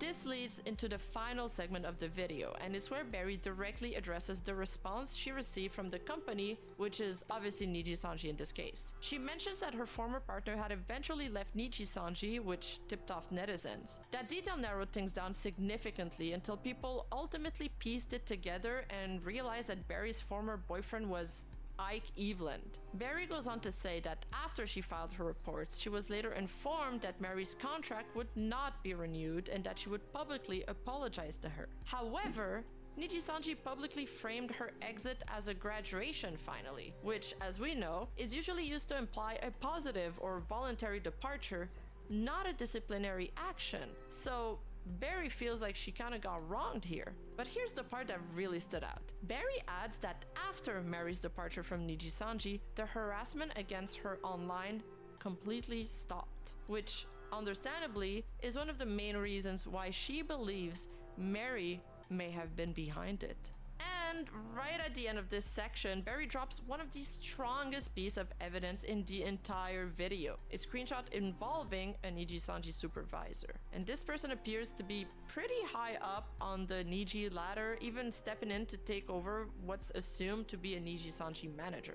Let's take a look at it. Hello, Redacted. I'm Redacted from Redacted. As Redacted supervisor, I wanted to inform you that he has been ill for the past few days and is currently unable to communicate. While he recovers, I will be taking over communication. Since Redacted has been regularly reporting to me, I am fully aware of the situation. Also, our message has been and will continue to represent the company, not just the opinion of a single employee. Thank you again for your feedback. Given the severity of her action, we have determined that the level of malice involved is substantial. Therefore, at 7 p.m. JST on October 18, we concluded that her penalty will either be a public apology accompanied by a suspension of activities or contract termination if no apology is made. While we will not disclose your identity as the source of the information, we must show her the bullying and doxing comments from her locked X account as part of the process to either terminate her contract or secure a public apology. As a result, she may be able to deduce that you are the source of the information. We look forward to hearing from you soon. And right after that, Barry includes a screenshot of the actual report that was filed to Nijisanji. In the section labeled infringement of someone's right to privacy, it specifically states that personal information of others was shared in your video or on your social media account. This line strongly suggests that the company did acknowledge that doxing had taken place, at least enough to formally flag it as a violation. My intention was to move on and not address this. However, Marie recently spoke about me publicly, presenting a version of events that, from my perspective, does not align with what I experienced. Remaining silent has allowed misinformation to persist. and I believe that transparency is necessary to protect myself and others in similar situations. I am sharing this to document my personal experience, highlight what I perceived as a pattern of harm and inaction, and advocate for greater transparency and accountability within our community standards. I am not asking or encouraging anyone to harass or retaliate against Marie or her former employer. The information in this statement reflects my personal experiences, perceptions, and understanding of the events as they unfolded. Barry wraps up her video by saying that she initially intended to just move on and never address the situation publicly. But because Mary recently brought her up publicly on her stream and presented a version of event that, from Barry's perspective, does not align with what she experienced, she felt that staying silent any longer was only allowing misinformation to spread. So she says she's speaking up now to document her personal experience, highlight what she perceives as a pattern of harm and inaction, and advocate for greater transparency and accountability. Barry also makes it clear she's not asking anyone to harass or retaliate against Mary or her former employer, and this statement reflects her own experiences and her understanding of what happened. She ends by thanking viewers for their time. My team, and shout out to our amazing community Discord, discord.gg/Rima if you want to join, by the way, did some digging through old forums to see if there was any chatter about Barry back then. And yeah, we did find some stuff. There were actual threats aimed at her, and interestingly, one post even hinted at her relationship with Ike. The thing that's odd is that before these dates, she was never really mentioned as Barry or as Ike's girlfriend. She was always just mentioned as this Niji Sanji emote artist because she drew Ike some emotes in the past. So all of this raises a very important question. If that relationship was supposed to be private, how did these Anons know about it? Also, here's something interesting. We already knew that Reimu used to browse forums like 4chan and other archive websites, because in the past she accidentally streamed her own homepage once, and yeah, it showed her most visited websites right there on the screen. On top of that, another one of the links shown was Mary's FD's Twitch page, which pretty much confirmed the long-standing suspicion that Mary FD and Reimu Endu were in fact the same person. After this explosive video dropped on Twitter, netizens got to work. Pretty quickly, people started piecing together the identities of those involved in Barry's story. For example, Barry's former partner, it didn't take long for many to link him back to Ike Evelyn from Niji Sanji. That theory was only strengthened by the timing. His graduation lined up with the events in Barry's video and followed by his complete disappearance from the internet. And to add even more fuel to the fire, fans also noticed that he wasn't following any of the members of Eteria, Reimu's Gen, anymore, which felt pretty telling in hindsight. As for Mary FD, she was also confirmed to be formerly Reimu Endu from Niji En, and Barry is Barry Loaf, of course. But what about the third person mentioned in Barry's video? The colleague Mary was in a relationship with, the one who, according to Barry, the relationship had ended poorly. On that front, netizens speculated it was none other than Vox Akuma, one of the most popular Niji Sanji En livers at the time. He and Reimu had a very public friendship, often collabing together and appearing on each other's content. There was even one particular moment that stood out. Vox was doing a pretty revealing dating ASMR stream for his fans, and midstream, Reimu started messaging him in the chat about a game, and Dan actually called him live on stream. I'm gonna message Vox. Vox, can you guys tell him to like check Discord on his chat, please? Vox, do I need to do something in the last mini game to get the true ending? Is he doing like ASMR? Oh shit, he's like having a date. Imagine if Vox was like your boyfriend, guys, and he's like chilling with you, and then he gets a call by his fucking annoying neighbor. Can you help me with this game? I'm ruining a date. Oh my god, I'm gonna get hate. Give me a second. The fact that she said that and then she immediately did get hate as well as death threats. Excuse me. I'm just getting a call. Would you mind just giving me a moment? Yeah, hello? Do I need to do something in the minigame? No, now is not the time. All right, listen. When you get to the last night, I'm pretty sure you've done everything you need to do, okay? Yes. Yeah. Yes.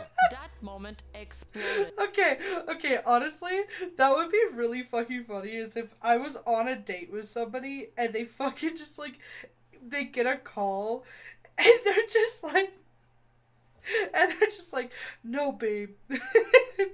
Or, not babe, sorry. No, dude. Okay, what you have to do in Tony Hawk Pro Skater 3 is you have to go up the ramp, kickflip off the cliff, and then you have to swan dive onto your board, and then belly flop into the pool. Like, I would lose my fucking shit, and there would be guaranteed a second date. I need to know what happens. I need to know. Because why are you so invested in Tony Hawk's Pro Skater 3? Like, I need to know. Online, Vox fans accused her of interrupting their quote-unquote date, and the backlash against her was so intense and so violent. Oh my god! I'm sorry, I was reading some of these. Someone finds someone, go stab Vox in UK. I am sure he has his department location written somewhere on his Facebook accounts. That's insane. The one underneath it is crazier. Chopping your arms and legs down and hanging them up with your intestine. That's what Vox deserves. Holy shit.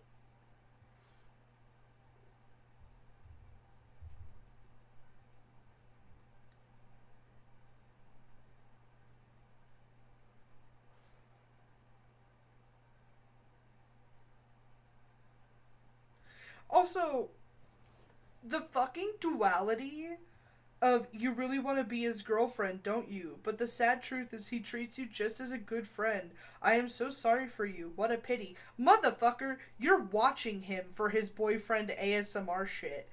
You are not the same as somebody who is dating him. Brother.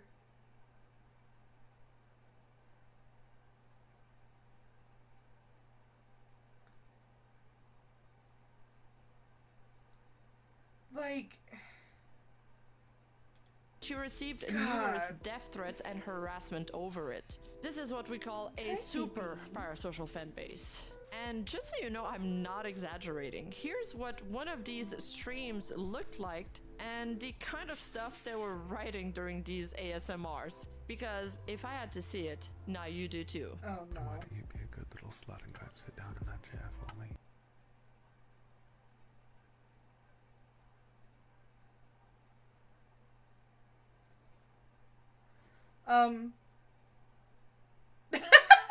Oh no, not again. Not again.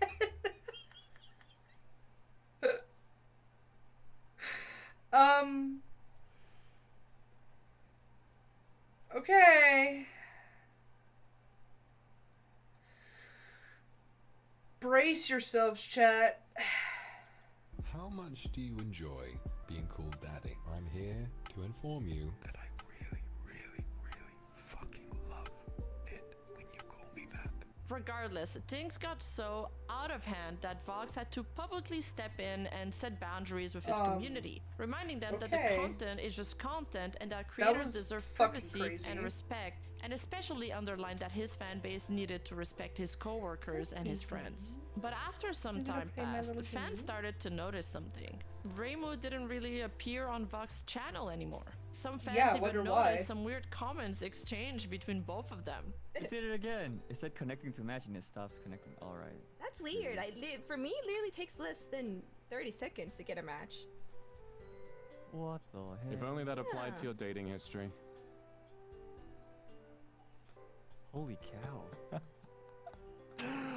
You can't see my face right now, do you? You can't.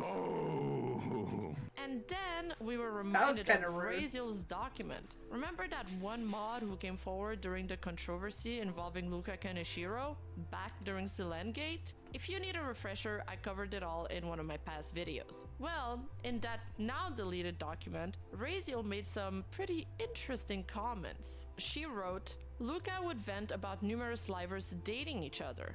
While some livers dated outside of Niji Sanji, there were at least 2 pairs that would end up dating each other that I am aware of. This affected Luka, and the other livers due to unnecessary drama being created and having to hide relationships publicly. One pair would date for a while, even meeting up IRL several times, and to my understanding, ended things amicably. The other pair I knew of would end up dating for a short amount of time due to one side becoming increasingly demanding and vicious toward the other. Luca would ask for my advice on how to handle the situation when they broke up.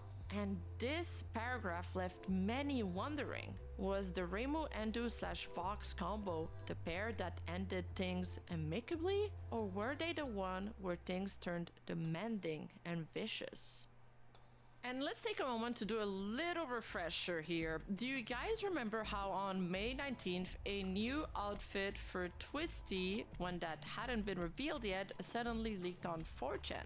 And back then, nobody knew where it came from. At the time, fans believed Twisty herself had leaked it out of frustration or to remind people that she still existed. However, on June 11, 2025, Twisty dropped her own black screen video where she alleged, amongst many other things, that a fellow coworker of hers leaked her brand new outfit model just 10 minutes after she had privately shared it.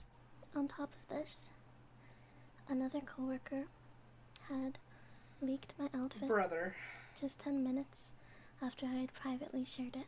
But that's not all. Not only... Black screen, soft face, or soft voice, just... Guys... This is ridiculous.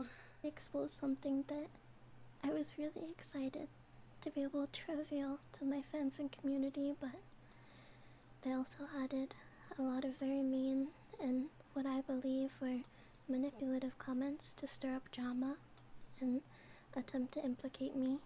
Twisty didn't mention her by name, however, many believe that the leaker was Reimu Endu, and the circumstantial evidence only fueled those speculations. Remember how I previously said that Twisty's outfit had been leaked on 4chan? Well, a few weeks later, Twisty also vague tweeted, "Maybe it makes me a mean person, but it hurts me to see others celebrating and revealing surprises when they were the one who ruined that opportunity for me." And she tweeted that on June 8th, exactly one day after Reimu had announced her own outfit reveal. Coincidence? Maybe, but the coincidences are piling up at this point. Especially when, on that same exact day, that Twisty's very controversial recording leaked, Reimu's past life account, Mary FD, also tweeted, "Damn, well anyways." It was short and sassy and it had a lot of attitude, and it was posted within hours of the leak making the rounds, almost as if in response to them.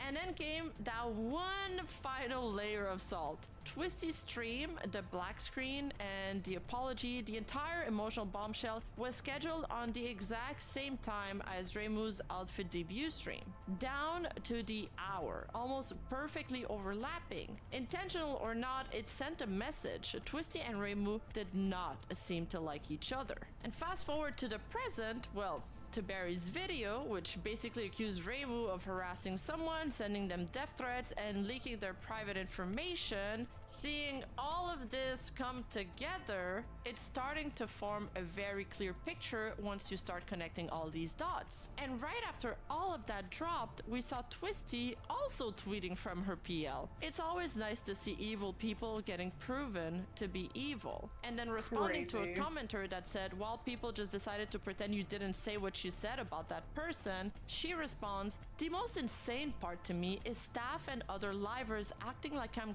crazy for getting my outfit leaked, especially when they were all well aware of what kind of person was around. It was my fault though. I should have known not to send things to livers and that it end up on 4chan." I have a feeling this is how Twisty felt after that Barry video dropped. Vindicated. But Twisty wasn't the only one tweeting in support of Barry. Following this, another former Nijisanji liver, Curio Cypher, believed to be Hex, replied to Barry's tweet, adding, "I'm sorry Barry, you didn't deserve that. No one does. You're very courageous for speaking out. You've always been very kind to me. I'm here for you." But this did not sit well with Nijisanji fans. And Curio unfortunately ended up receiving death threats and harassment in return as well. A few hours later, Mary FD dropped her own response document. The speed of the release raised some eyebrows. Whether it was something she had prepared in advance or a rushed attempt to respond, it's hard to say. But regardless, let's break it down. In her statement, Mary explains that she never intended to release a document like this, but felt forced to respond due to misinformation being spread publicly, especially since her name was being mentioned. She says the situation had already been discussed and resolved privately and only became public because of others bringing it up, which isn't particularly true since she did end up bringing it up on her stream. But she adds that while she can't share everything due to NDAs, she wanted to make sure her side was out there so people could have more of a complete picture. She also mentions that the relevant information had already been given to both her legal counsel and her former workplace, aka Niji. She writes, in 2022 it was claimed that I entered a romantic relationship with an individual that ended quote-unquote poorly. I still don't know the relevance of my personal and romantic life since it wasn't brought up in the rest of Barry's statement, and me having to clear this section out seems a bit out of pocket and unnecessary, but I felt it was needed to address everything that was pointed and painted about me as much as possible. Rumors about my personal relationships are inaccurate. None of my past relationships have ended poorly. The few I've been in the past have ended with two adults mutually agreeing to stop dating and communication slowly decreasing for obvious reasons. So, right off the bat, she denies that her relationship, rumored to be with Fox, did not end on bad terms. Then she quotes Barry's document. Sometime after she developed a close relationship with another colleague who was my former long-term partner. And she responds, from my understanding, I think Barry meant friendship and not relationship in this matter. I had been friends with her past partner for years before working under a corporation. I had been singing with him in different projects like my friend's birthday celebration song collab and world collaborations on other songs, and we had a lot of mutual friends and group friends. All of these were released 9 years ago. Mary then recalls how excited they were to find out how they would both end up working for the same company. Then she starts getting into the events of that famous dinner night in Japan where she allegedly threw herself at Ike. She starts by establishing that she was there with some friends and they weren't in the same group chat as Barry and her boyfriend, but decided to meet up for a nicer dinner anyway. She makes sure to specify that this was the main reason why her boyfriend was feeling upset about the whole trip and with her. However, she shows no proof of this. She says, we all drank alcohol, but I did not drink to the point of getting drunk.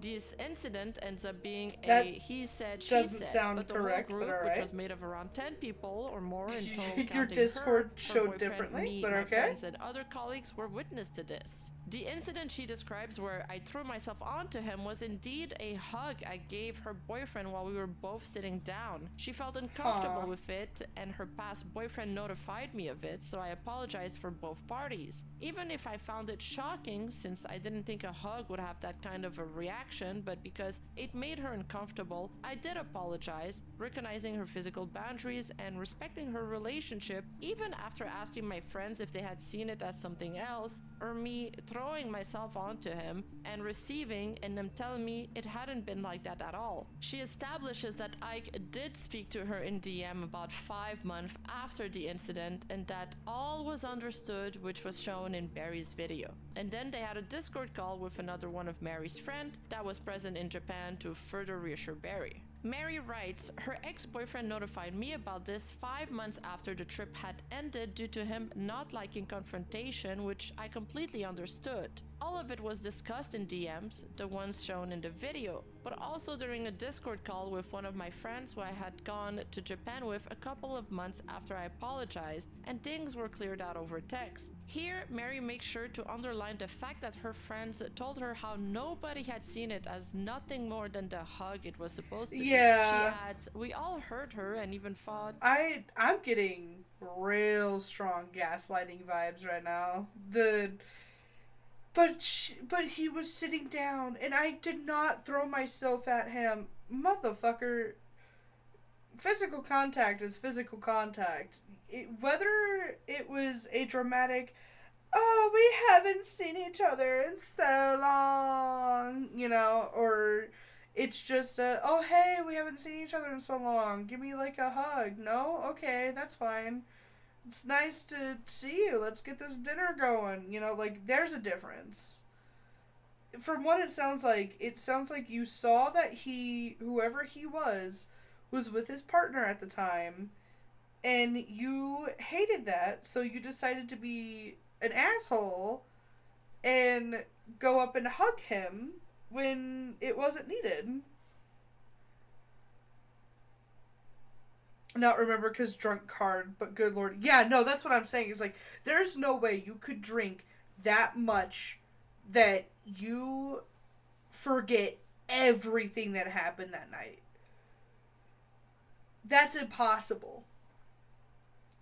Her boyfriend did not say anything in the call since it was meant for her mostly to tell me how she felt. She then attaches a few screenshots to showcase that her conversation with Ike ended on good terms, with her apologizing and saying she'd be more mindful moving forward. There's also a part where Ike asks if it's okay for Rin to speak with her directly, suggesting an effort to open communication between the two of them.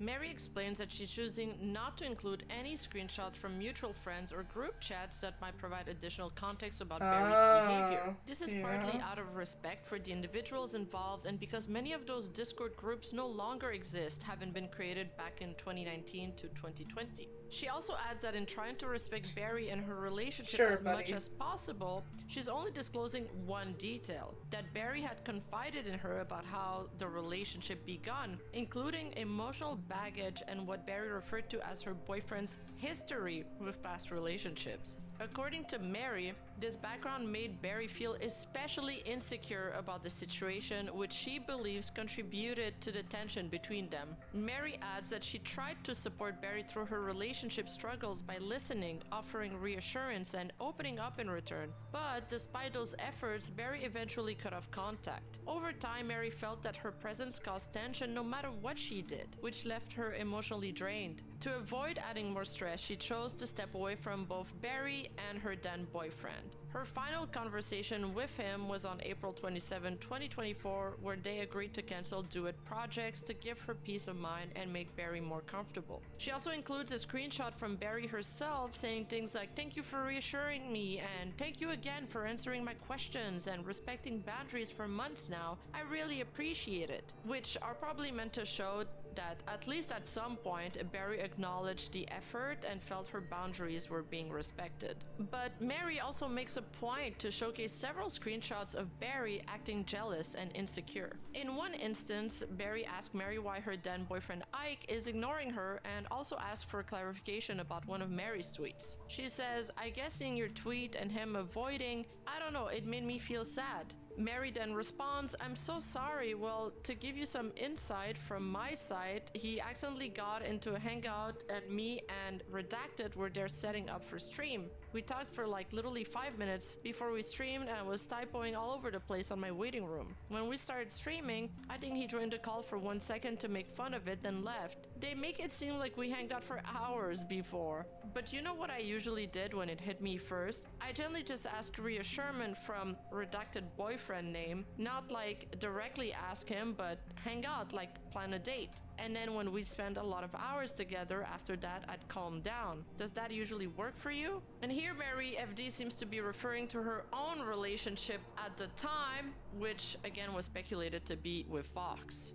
Then Barry asks if what she can say next is between them. I think because, well, it took a lot for Ike to approach you about everything, and then this whole thing festered for God knows how long because we didn't talk it out, so when I get jealous or upset, he's tired of being patient. Understandably so. So when I express it, it automatically turns sour. And not gonna lie, this is a really weird dynamic that we're witnessing. Mary's kind of put in this odd position where she's both acting as an advisor to Barry and also being seen as a romantic rival, at least from Barry's perspective. And their exchanges are full of this awkward dynamic. At one point, Barry even apologizes for piling a lot onto Mary, right after Mary had literally just asked her to block her. Then the very next minute, Mary is giving her therapy-style advice, telling Barry she needs to be kind to herself. This entire situation is just messy. So messy. This part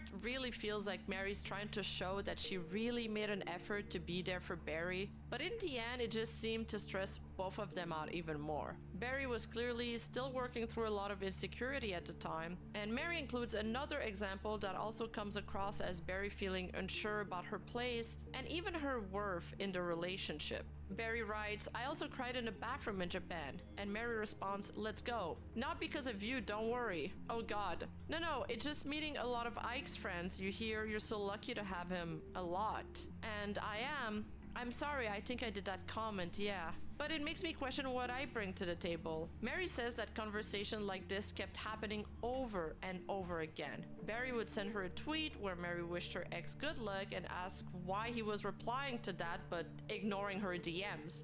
Feeling overwhelmed, Mary reached out to friends for advice and was told this had happened before, that Barry tended to fixate on someone when she felt insecure, which often caused similar problems in her past relationships. There is also no evidence to back up this segment. Mary describes one situation as the last drop in the glass, a moment when she replied "stream" to a tweet from Ike, which led Barry to become extremely upset, crying for hours on her birthday because she felt his "you dummy" reply was flirty. After being repeatedly questioned and made to explain even the smallest interactions, Mary says she became emotionally exhausted and came to see it as harassment and ultimately chose to cut ties with both of them after speaking with the boyfriend, who admitted he didn't know how to handle it either. Mary then messages Ike with a Gyazo screenshot telling him, "By the way, Ike, I'm sorry to stress you about this, like I legit can't understand how your situation might be, but Lamau? Question marks?"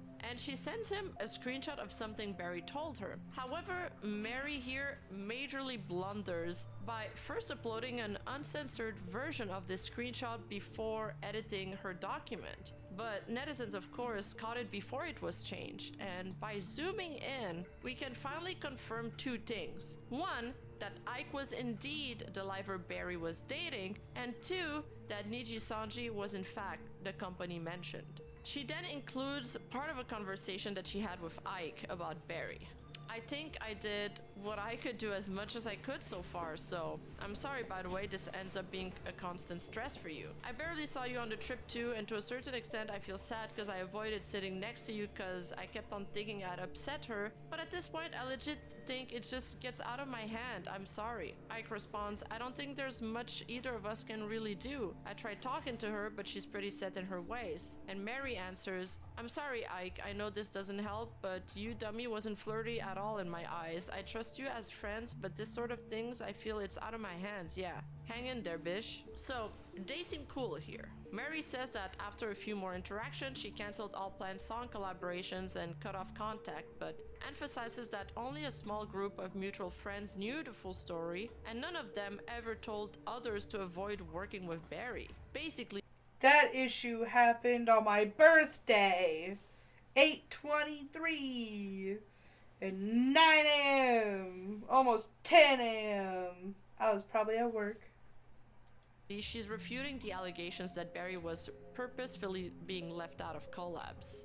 She then moves on to the doxing claims by saying that the only comment she made was a single vent post on a locked personal account with under 10 close friends, which read, "Ex-girlfriend is a fucking Menhera, help." She says no personal information was ever shared. The post was deleted years ago, and she was shocked to learn Barry had received death threats, something she strongly condemns and says she had no part in. She then moves on to the next segment where she talks about all things involving her company. Mary explains that due to general NDA, she can't share specific details about meetings, who was involved, or what was said. However, she's allowed to speak on how the situation affected her. She says she followed internal procedures to report behavior she experienced as harassment. The matter was reviewed, she received an apology, and it was resolved privately. It's unclear whether or not this was a separate report that Mary filed from Barry's or just a counter report. But additionally, she also clarifies that her decision to graduate was completely unrelated to those events. According to Mary, she had been discussing her desire to leave with staff since early 2025, largely due to stress, creative differences, and wanting to pursue other goals. She officially begun the graduation process in January and planned out the remainder of her term accordingly. Mary also addresses claims about sponsorship and outfit projects, saying they were planned well in advance and not given as compensation. Basically, she's saying these were not rewards for me, as Barry claimed initially in her video. In fact, she says she had to back out of some due to stress and ongoing discussions about her departure. Finally, she states that her last interaction with Barry happened well before any graduation plans, and after being blocked, she chose to fully remove herself from the situation. She shows the messages Barry sent her before fully blocking her, sent 20 days after they had ended a conversation on seemingly amicable terms. Barry writes, I really appreciate the efforts you have made so far in respects to my boundary/relationship, but after trying to give it a chance online and IRL, I'm constantly hurt by the image of you. Your name, your interaction with my boyfriend, everything. If I have an issue, I will communicate that through Ike. I thought that adding you would help me heal, but it's doing more damage seeing you more. Just today, seeing your interaction with one another, why are you so friendly with each other? Is there something I need to know about? Are you guys close friends? Why is he ignoring me to answer your messages when he's with me IRL? And you won't have to worry, I'm not going to any redacted events in the future. Honestly, Barry, that's probably all questions you should ask your boyfriend and not Mary. Mary then addresses the implications that Barry faced ongoing harassment and death threats from 2022 to 2025, saying she's terrified. That was a lot. First of all, that was a lot in general. Good lord, lady. Second, I hate... So this is like a personal pet peeve kind of issue. When somebody cheats on you, don't immediately go to the person that they were cheating with you on, like, or whatever, you know what I mean. Like, don't go to the other person. Go to the person who's cheating on you. And be like, what the fuck is your problem? And then if you don't hear anything out of that, go to that person. I don't understand why you're like, I added you so that way you could tell me why X, Y, and Z. It's like,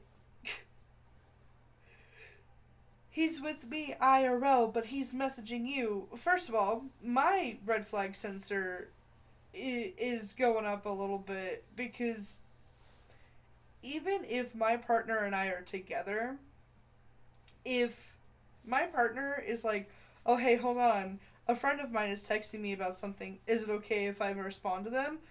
Totally fine. But if it gets to that point where it's like constant, like every day, all the time, then there's an issue. But from what it sounds like, and I'm fighting to stay awake. I'm gonna be so fucking for real. I'm about to pass out in my chair right now. But from what I kind of remember, none of that was really happening? Question mark? So this entire thing could have been avoided if those two didn't act like fucking buffoons and you know, were just idiots. Like, the you dummy thing that's such a non-issue, I'm gonna be so honest. Terrified by the implications. While Mary admits she's faced similar harassment herself over the years, including death threats and public scrutiny, she strongly condemns that kind of behavior and has always spoken out against it when not bound by an NDA. She specifies that she hasn't had any contact with Barry since that last interaction they had, and that her mutual friends, some of whom were also close to Barry, haven't spoken to her since 2023. According to Mary, others who knew more about Barry's past have also distanced themselves due to discomfort or fear. None of her current friends, she says, are in contact with Barry, and many are under NDA and legally also can't speak on the matter.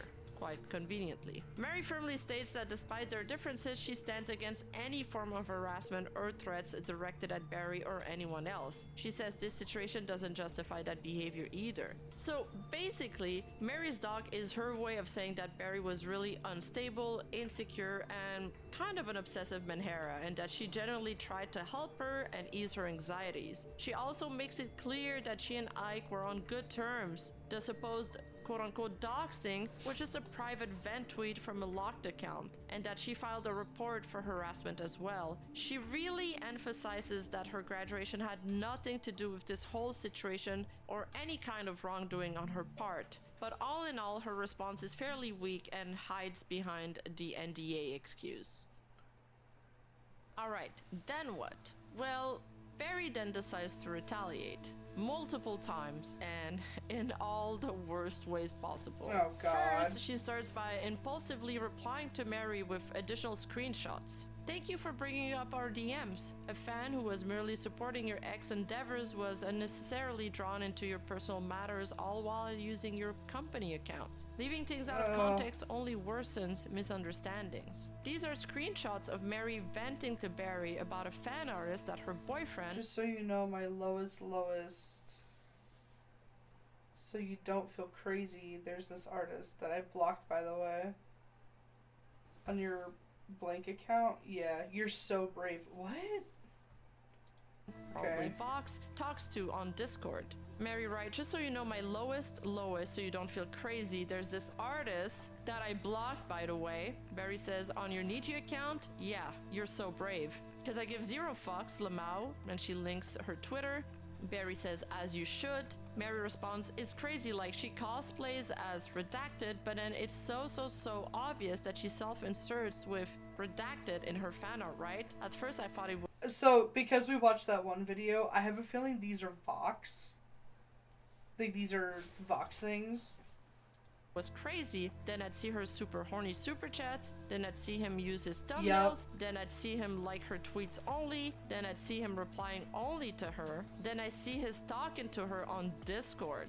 Then Barry deletes this tweet and apologizes for her initial reaction. But here's where things get messy. People thought she was apologizing for her video, not the tweet she had just posted, because not many people had actually seen that tweet before she deleted it. So yeah, massive, absolute blunder. And because of the confusion, she also ends up deleting that apology tweet too. During that time, the internet also did its thing and found out who was the fan artist in question. A cosplayer named Yui, who did Yumi shipping, aka self-insert shipping with Vox. Finally, Barry ends up dropping a Google Doc about an hour later. Barry starts by going point by point, directly responding to Barry's statements and refuting each part. In response to Mary questioning why her personal and romantic life was brought up at all, Barry explains that it was Mary herself who had shared in private conversations that she was interested in having a relationship similar to Barry's. So from Barry's perspective, that personal context was already part of the conversation. VTubers making Google Docs. Level impossible. Somehow. And then she shows a screenshot where Mary basically says that she wishes she had a healthy relationship like hers. Barry then adds that she appreciates that Mary tried to reassure her and acknowledges that Mary opened up during that time too. Barry points out that she was also there to support Mary through those moments. But then she brings up a specific concern, the incident with Yui again, the fan cosplayer we mentioned earlier, who was blocked simply for supporting Mary's ex. And Barry's basically saying, if we're going to talk about my insecurities, then we also need to acknowledge your actions because they contributed to how I was feeling. I showed up for you too. So she reinforces this by including the same screenshots we read earlier, the one from her tweet. As for Mary's explanation about the priv account tweeting, ex-girlfriend is a fucking Menhera help tweet, Barry states that the messages posted anonymously on 4chan appeared to be similar in context and writing style to tweets originating from Mary's private account.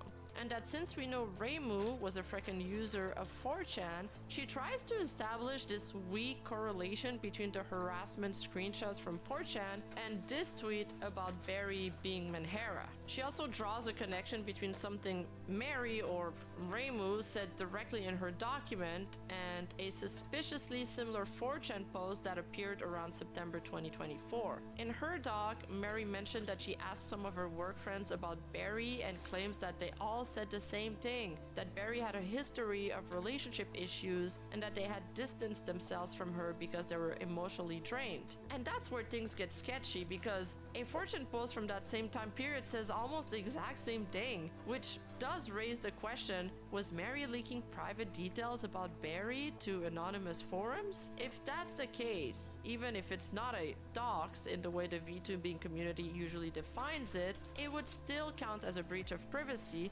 especially if it involved private relationships or personal details about her friends that were never meant to be public.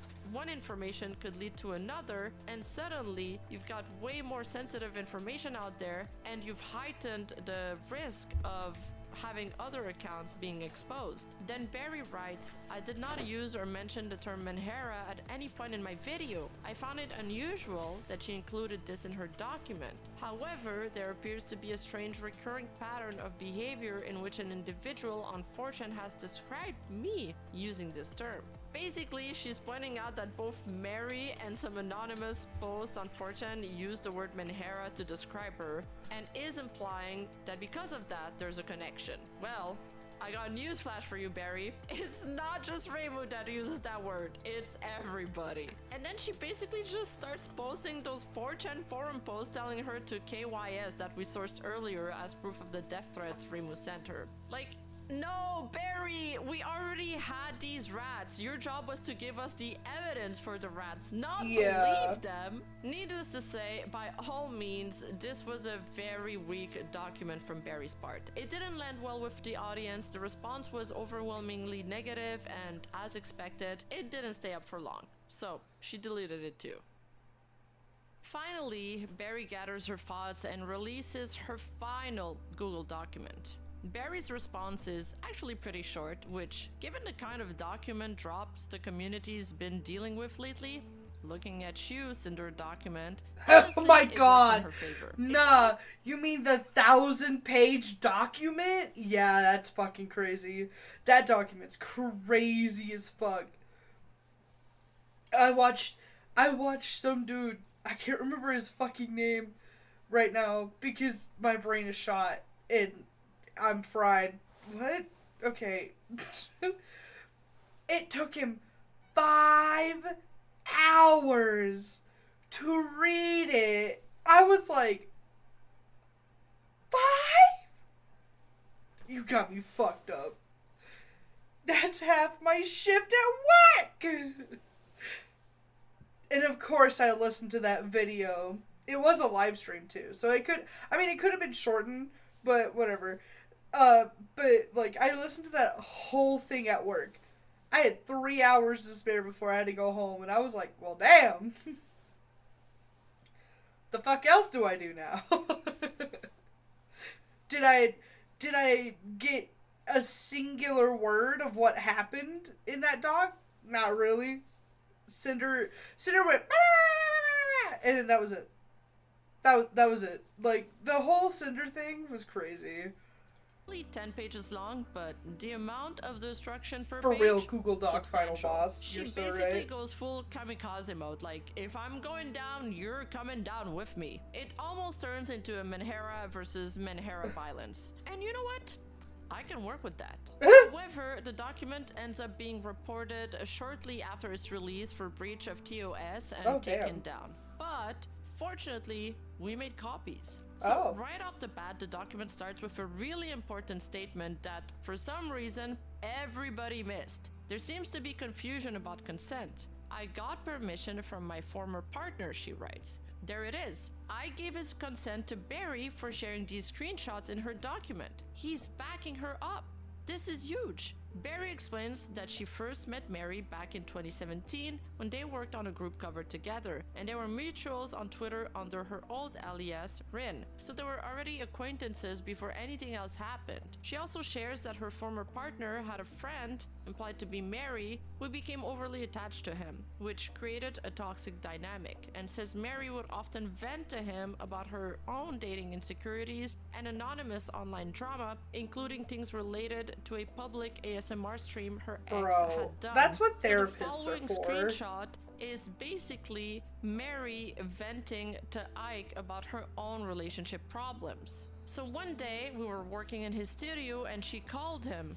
Vox's fan base, he replies. And she says, and he was in the bathroom. So I cut the call, Lamau, I'm sorry. And when I did, I kind of ended up reading the first page of their convo. I'm so sorry. I know that was wrong, but I didn't scroll up or anything. It was just the latest logs. Yeah, that's not really okay, no. When you cancel the call, the little tab disappears and the convo is like right there. So I ended up reading it.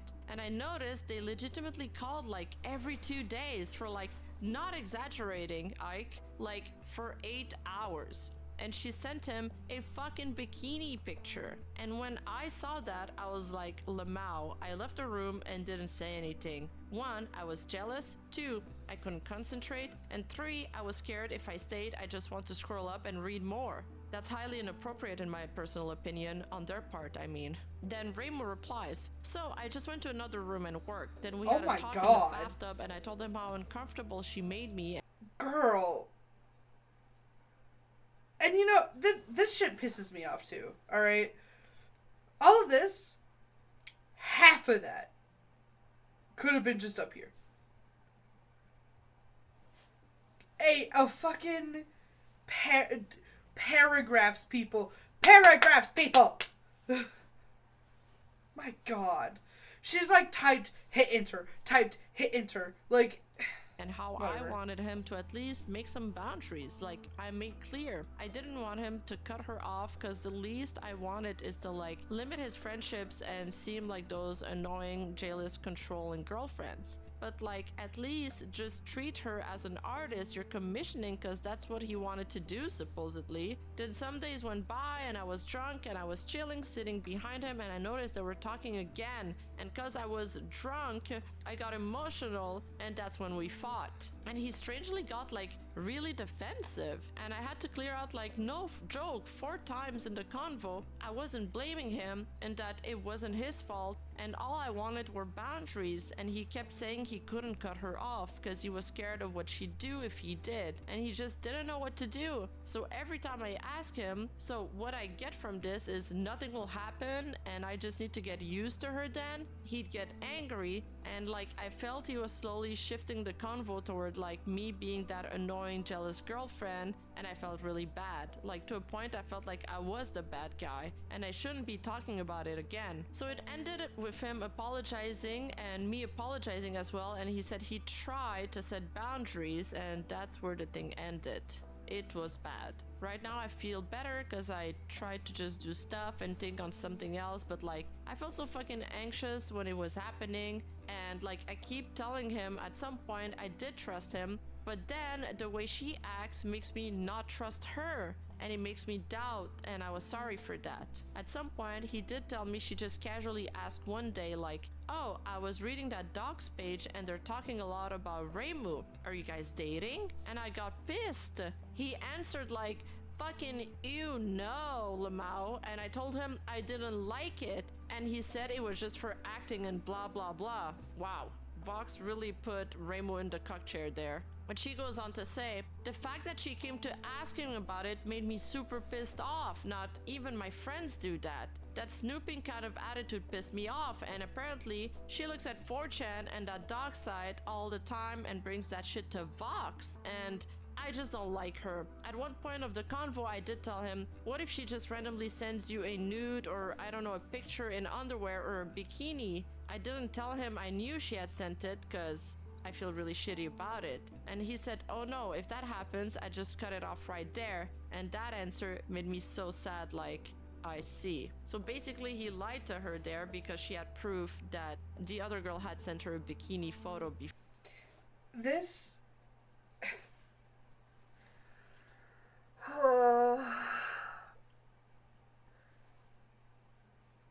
Why the fuck are we airing this out to the public? Why are we airing this out to the public? Please, answer that fucking question. This... Chat, I just want you to know, this entire fucking situation could have been handled in DMs. It could have been handled in personal servers with everyone affected. Why am I sitting here 55 minutes into a video about your personal fucking dating life? Oh my god.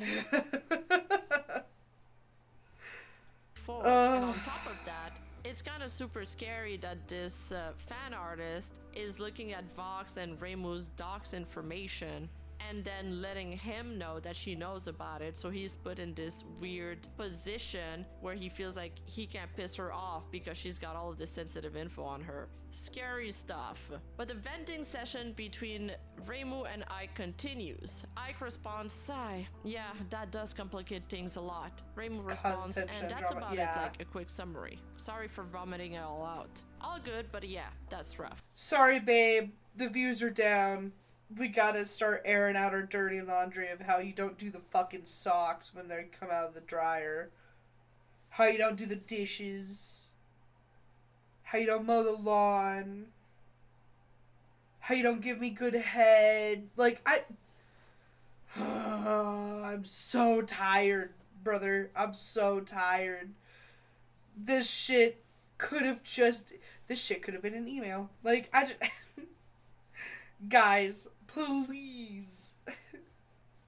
And it's not even the interesting drama too of just like, you know, like those Reddit stories that are just like, my wife's sister is cheating on her husband or some stupid shit like that. And you're like, oh, this is gonna be nice day. No, it's nothing like that. It quite literally is just, hey, I'm gonna dox you real quick because you guys are being assholes and doxing me, so I'm just gonna do it preemptively. It's like, okay, alright. If that's what you really want to do. I'm gonna keep the video playing. I have to pee so bad, so I'll be right back. I kept trying to make him understand the kind of power he had in this sort of situation. Like, having a female friend is fine, hell, even talking to them a lot is fine, even if I think it's a bit strange to be calling for that long with someone you're not romantically interested in. Cause that girl is a fucking fan and she's in love with him. And he kept saying, "Oh, I swear I never knew she liked me." And then at another part of the conversation he said, "Oh, I've actually turned her down twice." Twice! Like, inhales? That's contradicting statements. Yeah, the more I kind of like tried pushing it in the least aggressive way, the more he ended up like contradicting and then panicking cause past trauma. And like, I kept saying he was scared of cutting her off, so I just ended with, tried to make boundaries cause what the hell. I think boundaries is reasonable, it's just like, I personally would never engage this much with a fan. Following this, Barry adds, "My former partner and I never had problems when it came to female friends. I've always been open about my interactions with women and have even drawn fan art, something I did because I wanted to celebrate different dynamics. I traveled to Japan to watch them perform. I bought merchandise from many of the girls. I've slept over Millie's house. I'd even had collabs with mutual female friends. However, it's important to note that I stopped drawing after one of her fans attacked my thumbnail art unprovoked. I stopped because of insecurity about my art, but not my relationship. It's evident by these screenshots that Mary/Reimu also lied about her relationship with Vox ending on good terms, because it doesn't look like the relationship is going well at all. Here she is venting to Ike about Yui, the Yumi shipper again. Exactly, it just feels wrong. There's such a big power imbalance.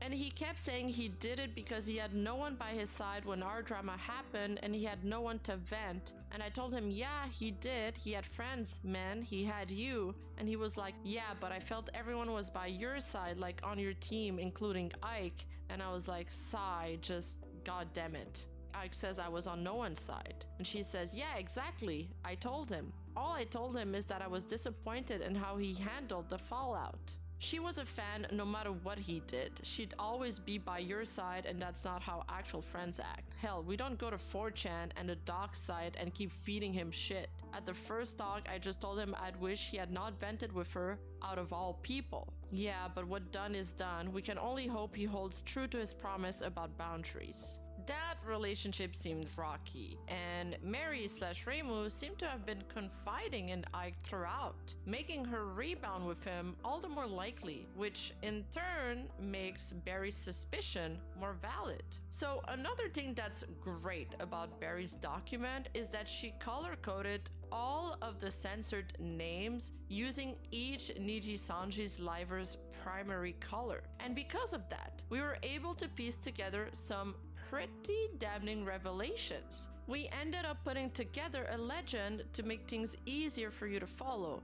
Though, to be clear, our little legend isn't 100% confirmed. So for example, in the screenshot we just showed, it's a conversation between Reimu, who is pink, and Ike, who is blue. Teal is Millie, purple is Anna, and strawberry with a light background is Nina. Following me so far? Let's keep going. The next screenshot is Mary and Barry discussing Yui again. This time though, the name of the liver she cosplayed as is censored as red, meaning it's probably Vox Akuma. Barry adds, it appeared that this was the same person she had briefly vented to my former partner about. She once mentioned blocking them on her company account and brought them up again a year later in conversation. She admitted going through her ex's Discord messages via his DMs and my DMs. Then Mary moves on into another major reveal in this document. The screenshots that Mary had put in her document to prove that she wasn't inebriated were actually doctored. Yes, you heard that right. Mary had edited out some important information from her initial screenshots that she put in her document.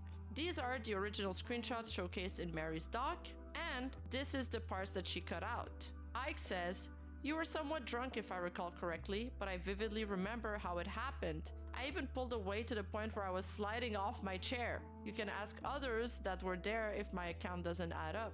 As for Rin, I don't know how she feels about the ordeal. This is just my feeling on the matter. I can ask." Then there is that one line that wasn't edited out. And then in the next segment that is edited out as well, we see Reimu slash Mary say, "I see, I'm so sorry I made you feel uncomfortable. It didn't even cross my mind even after I sobered up." So here's the confirmation that she was indeed drinking. "I'm so sorry, I don't remember ever having weird intentions towards you or Rin, and I thought it was just me being dumb and laughing. I'm sorry I crossed your boundaries and space." And when it comes to altered screenshots, there are two things I take in consideration. First, does the edit actually change the context? If it doesn't, then yeah, it might make things look a bit more suspicious, but that alone doesn't mean we should dismiss the entire thing. However, in this case, the doctor's screenshots, when viewed in full context, completely contradict the point Mary was making in her document,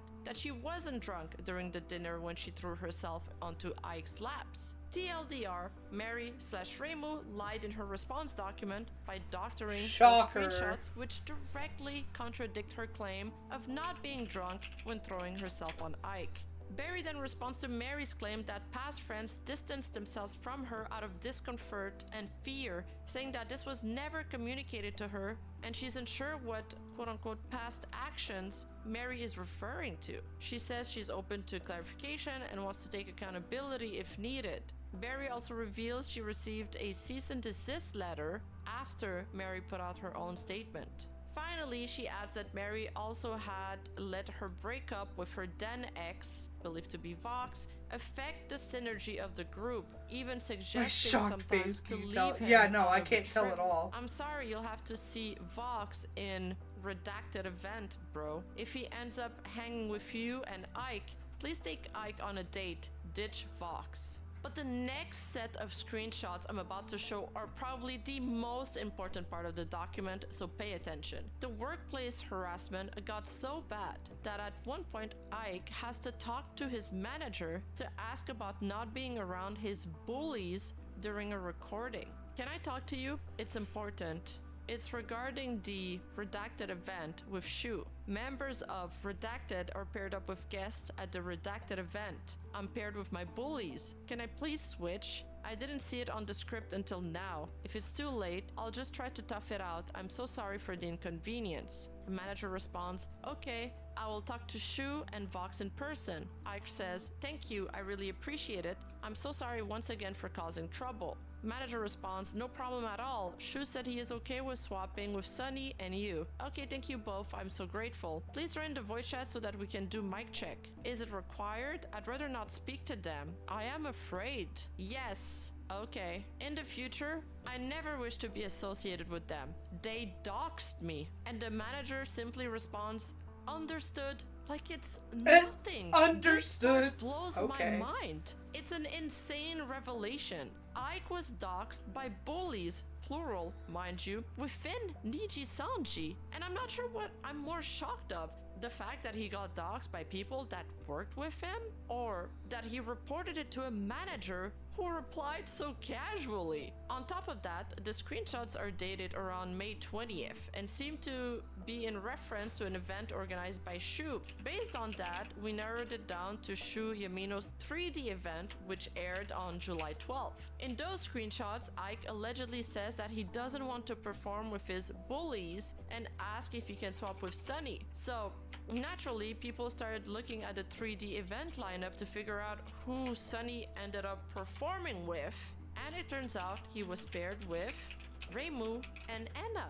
Meanwhile, Ike is shown performing with Vox and Luca instead. So, if this information is correct, his bullies would be Reimu and Enna.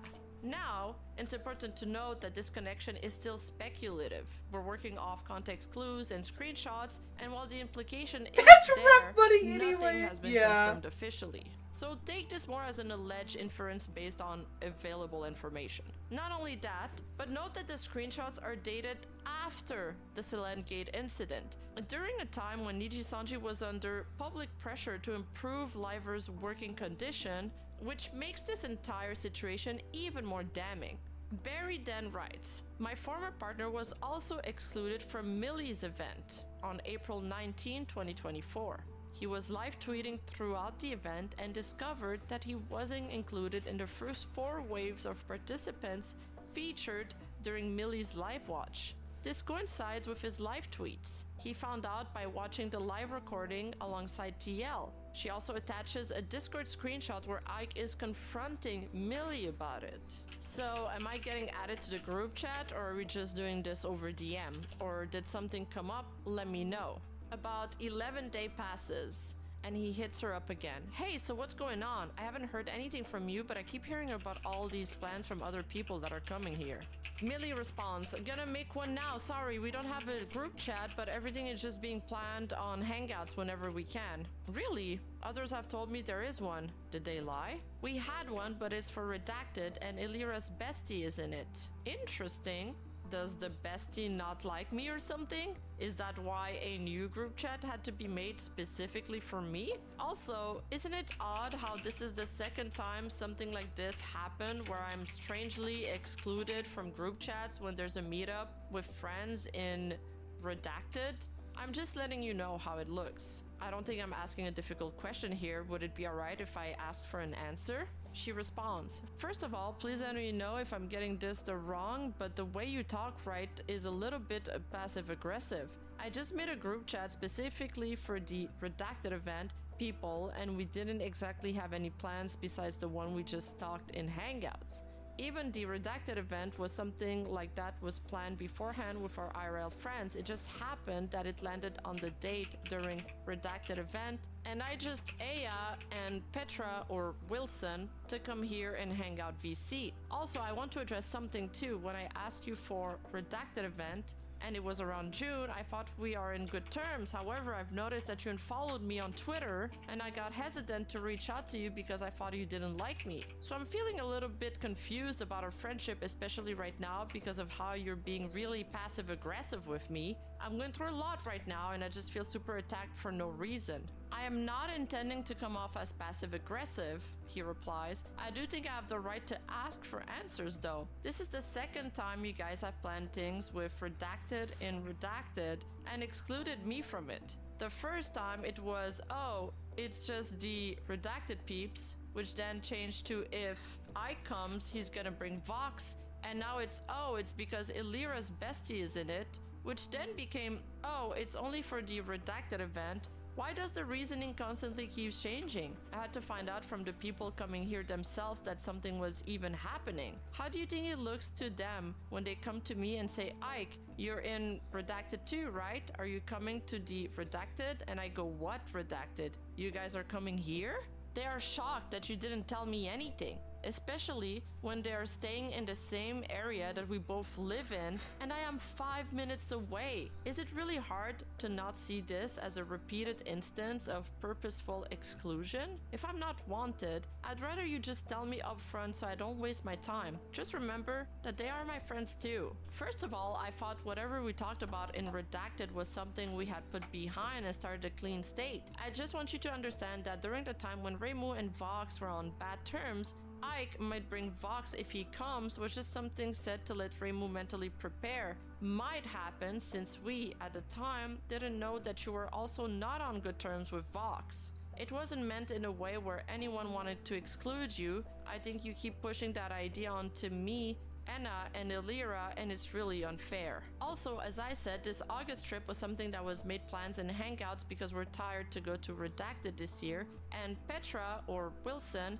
and Aya were planning to go. You can even ask the people involved in the group chat. This August trip is something impulsive, and I feel as of now you know how Redacted plan things when it comes to hangouts like this. People plan at the last minute or just do whatever they feel that day. We did not plan this intentionally in mind to isolate or exclude you. I do know for a fact that they're coming, but we had not set of plans, and that's the reason why I asked you if you wanted to go to Redacted with us. I just haven't made the group chat because I've been dealing with a death and I'm honestly tired of being blamed for something that is supposed to be a casual hangout.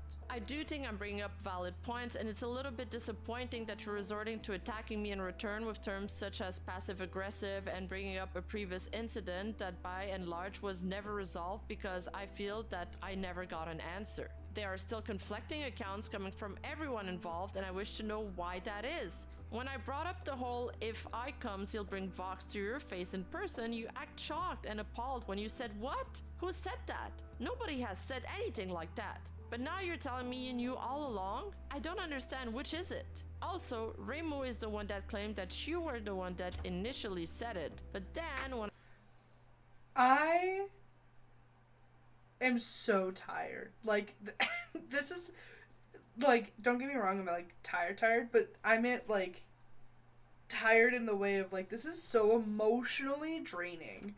This is such pussyfooting around of, like, hey, you're pissing me off, can you stop pissing me off? But then they just go,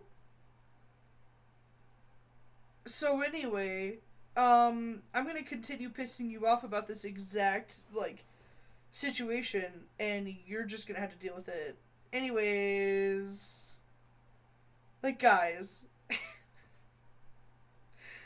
at this point, you might as well just go through your fucking, just go through your fucking company. Why is this becoming such a fucking issue?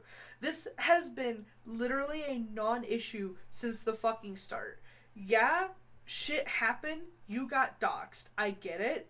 Be mad about that, sis. Go for it. Pop off. But, like, the rest of this shit really pisses me off because I'm just like, so now, instead of talking about the doxing incident,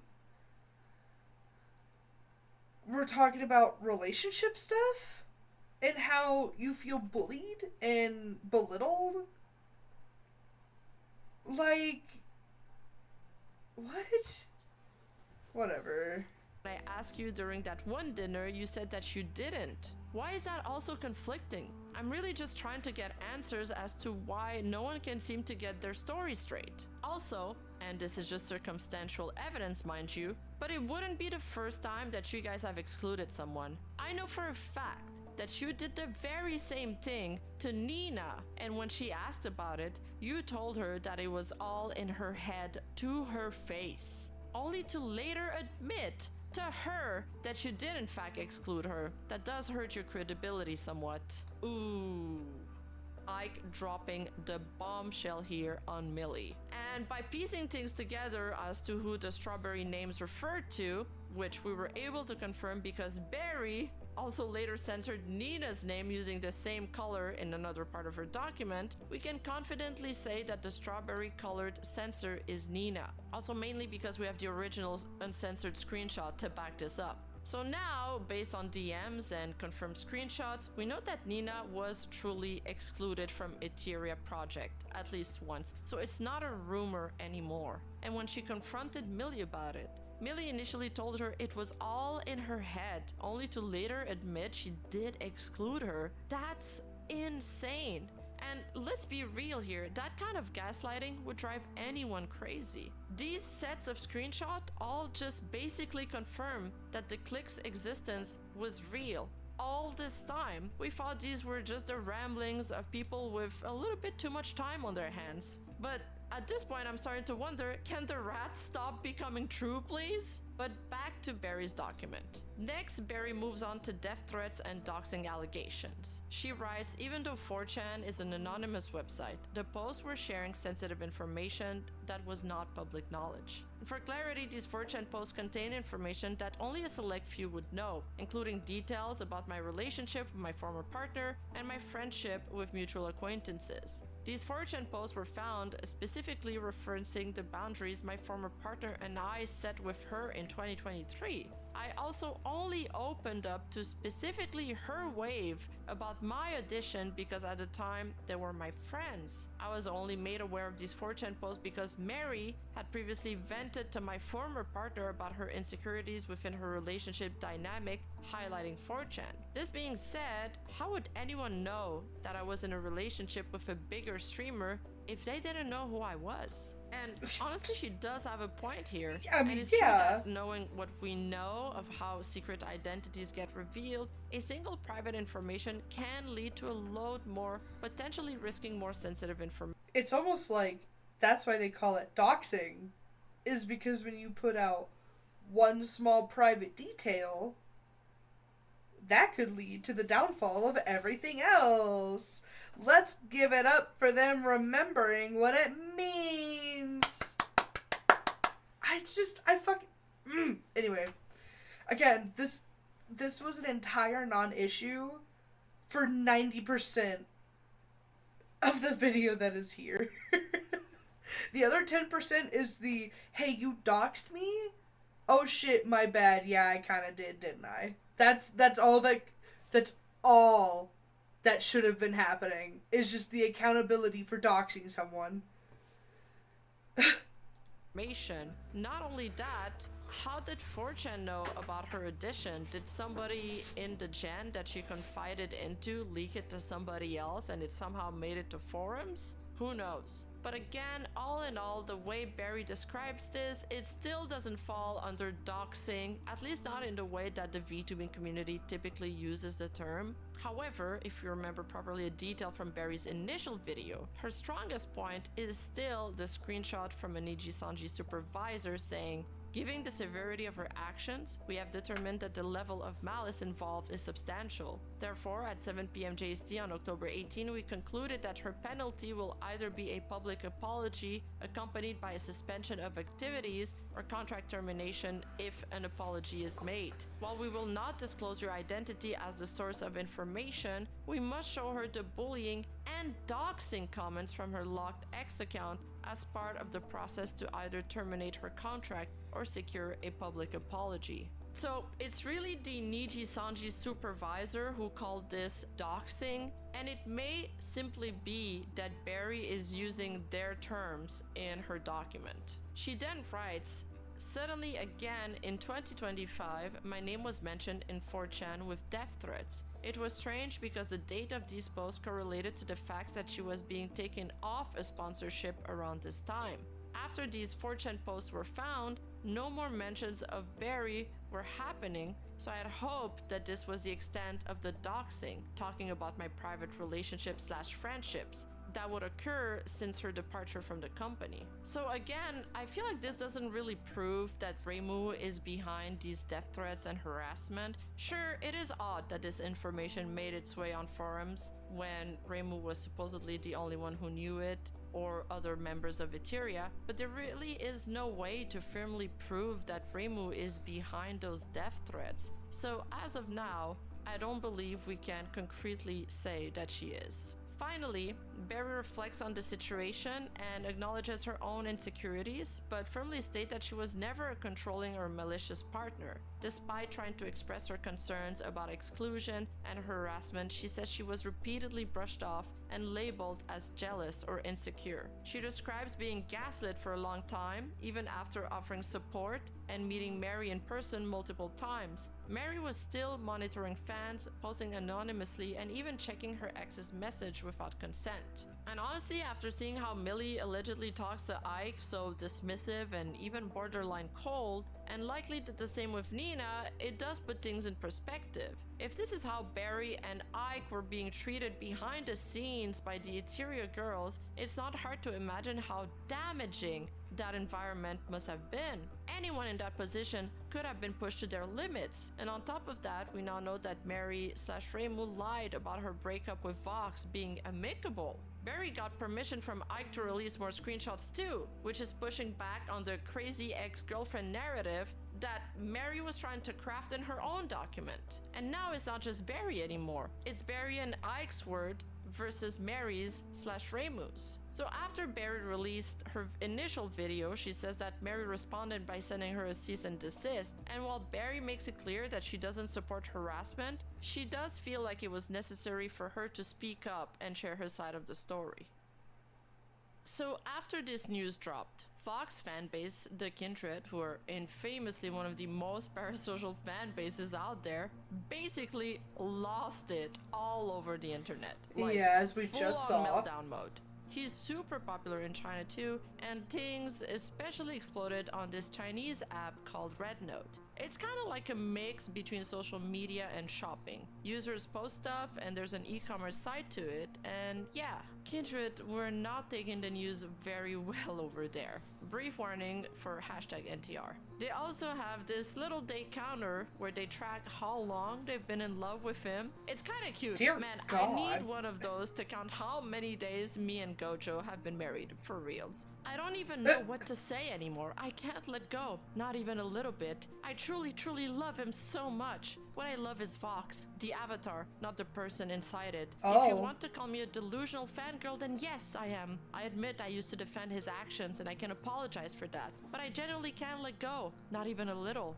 I can't escape him. He's become part of my life. I really can't bring myself to move on. Saying I'm in love with the avatar feels like self-deception, but after loving for so long, what else could it be if not the avatar? I'll curse the person inside for what they do, but that has nothing to do with the avatar. I mean, I guess you got the spirit, buddy, but that's not... that... Okay. You know, the internet truly did fuck everyone else up. The internet truly did fuck up the human race. Like, it had some good moments, but we're definitely hitting the bad moments. So, like... Ugh. And another one, I want to die. Could Yui's possessiveness be any stronger? I can't take it anymore. One thing I noticed is that these fans seemed more upset about the Yui revelation than the Reimu one, even though the Reimu one was the quote-unquote official relationship. So sure, some of them were also bothered by the fact that he was in a relationship with Reimu, but for parasocial fans, that kind of thing can be tolerated sometimes, as long as it's not flaunted in front of them, as long as they can still immerse themselves into the fantasy. But there's this built-in idea of unattainability, a distance between fan and creator, and the revelation that he was DMing and spending hours in a Discord call with one of his fans, Yui, with one of them, that a fellow kindred had privileged access to him. Ouch. That one did not sit well with them. In those 30 seconds you choked up during your 400k live stream, were you thinking of all your fans who loved you or a certain someone specific? Why I will never forgive private DMs. I will never be able to stop wondering whether the countless I love you kindred were meant to thank all the fans who supported him or a confession to a specific person. Oh my 3 days, God. I suppose. If there's no good news in 3 days, what am I supposed to say? I really can't let go. Oh my god, they're so dramatic. This is so dramatic. It's...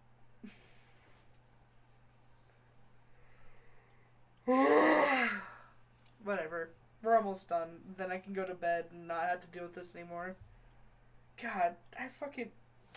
Whatever. I hate people. I truly can't. It's been 1,255 days, and today is the 1,256. He appeared in my life right when I was about to give up on myself, so I can't bring myself to let go of this feeling. His presence is embedded in every corner of my life. My rented apartment, my WeChat, my profile picture, my phone's lock screen, my iPad wallpaper, my NetEase cloud music, my Bilibili account. His traces are everywhere. What can I say? Girl, change those wallpapers. Yeah. Redecorate your apartment and erase those WeChats. He might become my mute groom. I had already cut ties, severed them completely. It doesn't matter to me if he's in a relationship with anyone under the surface. I only care about those few minutes, those few hours when he was himself. I can't accept the idea that during those hours, everyone was equal, that everyone had their own version of him. Yet, he paid special attention to one. I really can't accept that. If there's no good news, then he's just a mute. Some of these fans are digging out Yui posts where she is bragging about making him post about whiskey, their favorite drink. While some others are simply mocking the event, pitting all the participants against each other. Mary, Barry, Yui, Ike, and Vox. And some are mourning the loss of who they thought he was. As long as you're happy, I don't want to cause a scene. Spoiling you was my mistake. In the year I loved you most, I still made memes, got fake nails done for your birthday, and even went to London. I'm too tired to think about how someone who's always 5G speeding is just running away again. In 2022, the year you were most popular and the year I loved you the most, you started dating and privately connecting with fans. This time I couldn't spoil you. Even when you said you were sick, I kept spoiling you. Even with all the other big and small drama surrounding you, I still spoiled you. But being sick while privately sweetly connecting with fans, let's be honest. Since your debut, you weren't the only member I stand, but it's just because you were the first and the one I was most obsessed with. In turn, it makes me feel guilty for ignoring the other members I used to disregard. So be it. Today felt like every clown in the world kissed me. I'm tired. I've been trying to make peace with myself. I fell for you the moment the trailer dropped, and the moment I heard your voice in your intro, I was completely smitten. You were there with me through the toughest, most emotionally overwhelming times in high school. I really wish I could just keep pretending I don't see it, but I can't. I don't want to like you anymore, but it feels like if I stop, I'll lose the will to even go on. And like in similar controversies, many of them started mass selling their merch or leaving the fandom. Wait a minute, that shrine is... Well, I gotta give it to her. That is impressive. That's a... Also, that's... what the hell? Yeah, that's is that a cake with a Vox fucking head on dedication. top?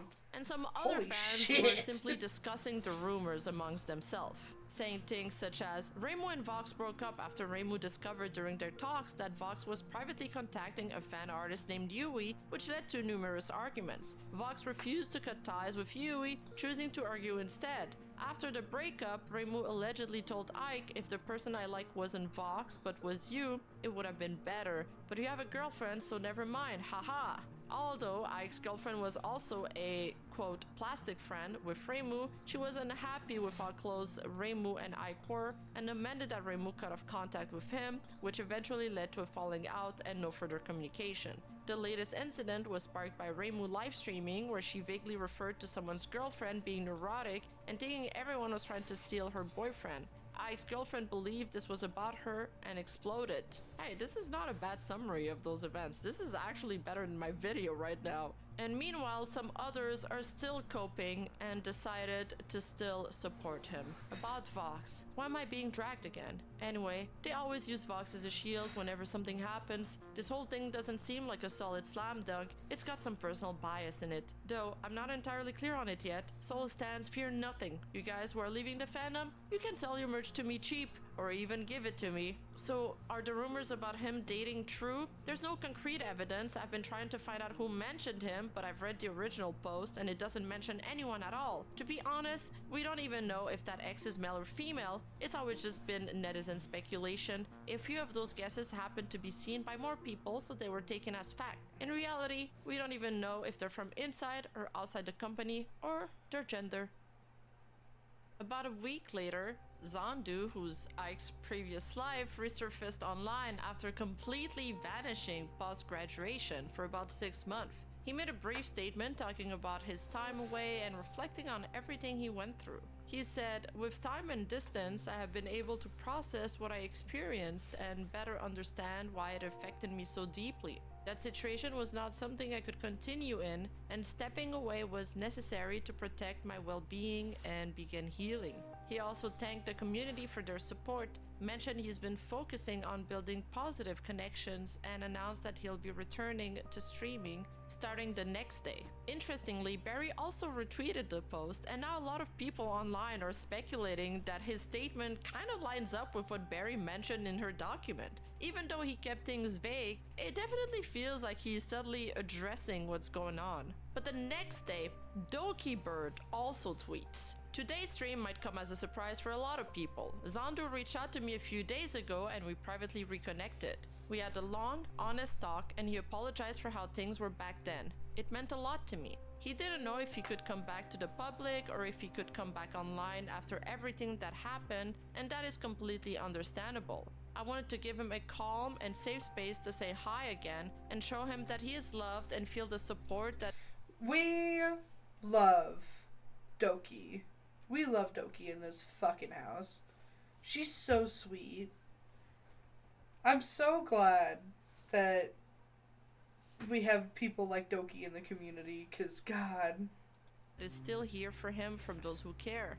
This is not a return stream or anything like that, just a gentle moment to spend time together. He will not have his POV on, but he wanted to say a few words and just be here for a little while. Please be kind in chat and let us enjoy this time together. Now, this is huge, especially since Ike was one of the 3 livers involved in the infamous black screen stream where they publicly spoke out against Selen Tatsuki back then. The fact that Doki Bird shared they had a long, honest conversation and that he apologized really speaks volume. It shows he had time to reflect and seems to genuinely regret how things played out. It felt like a much-needed moment of closure, a calm and emotional resolution to what was once a chaotic and painful chapter for a lot of VTuber fans. And for a lot of people online, this was a win, something to celebrate. But not everyone was happy. While many welcomed the moment as a sign of healing, others, particularly some corners of the Niji Sanji fanbase, weren't so forgiving.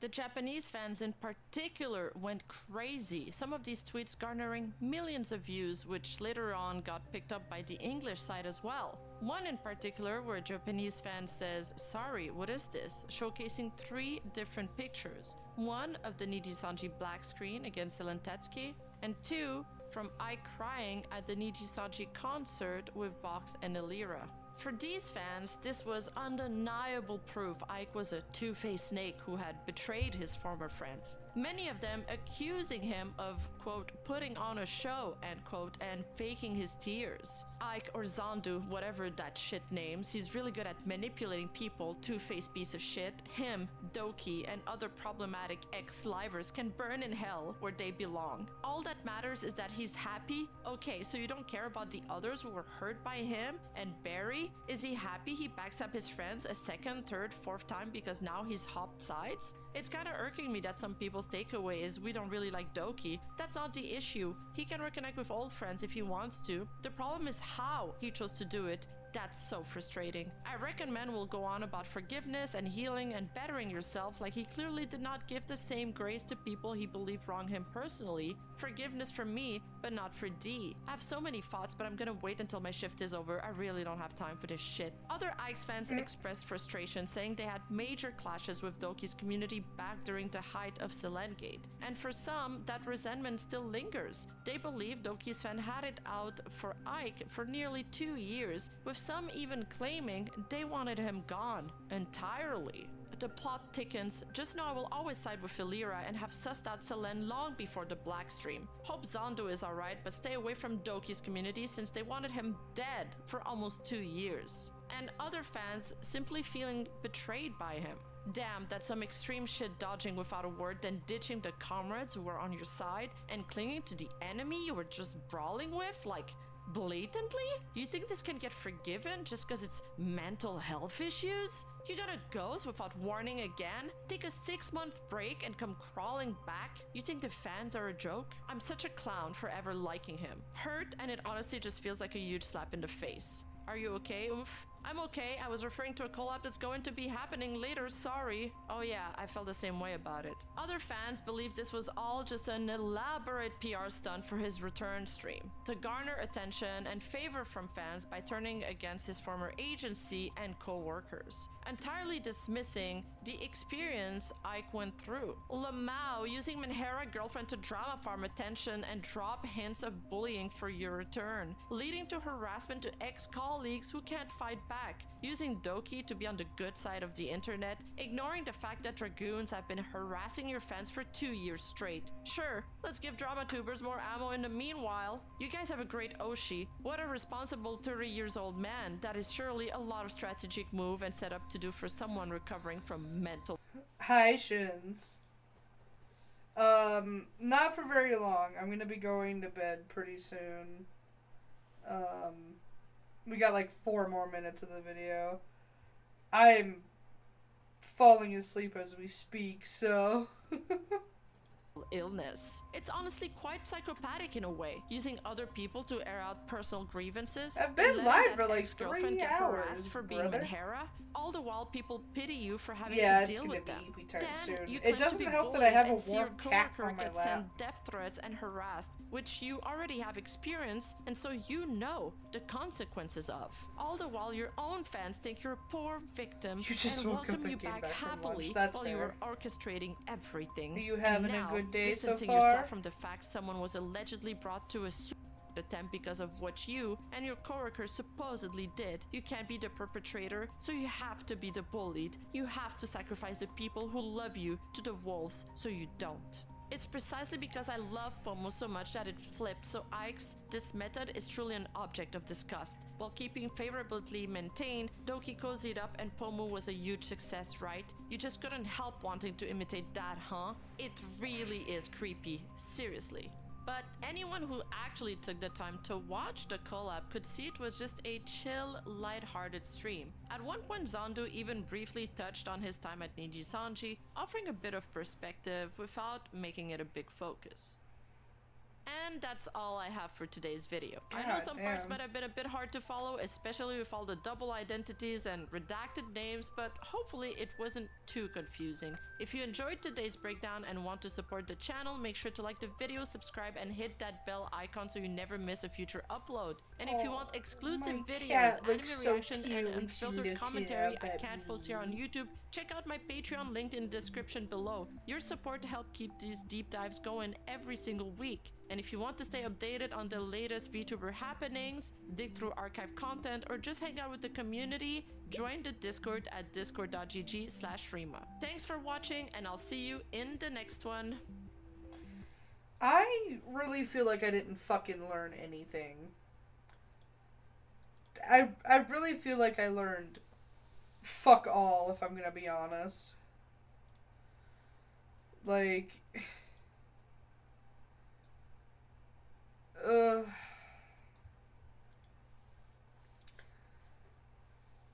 Every time I'm at graduations.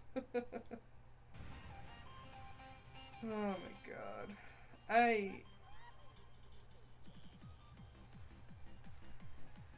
Like, the Vox thing was something that I wanted to learn about. I didn't realize that that other video was gonna be about all that.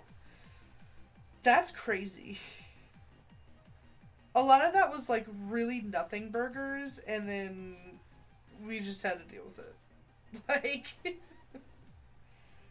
well, Shins, I hope you have a good rest of your day. I'm gonna be going to bed because it is almost 1 o'clock in the morning. I'm exhausted. I'm tired. So, my mom has big bazonkers. My aunt has big bazonkers. Now I want to have big bazonkers.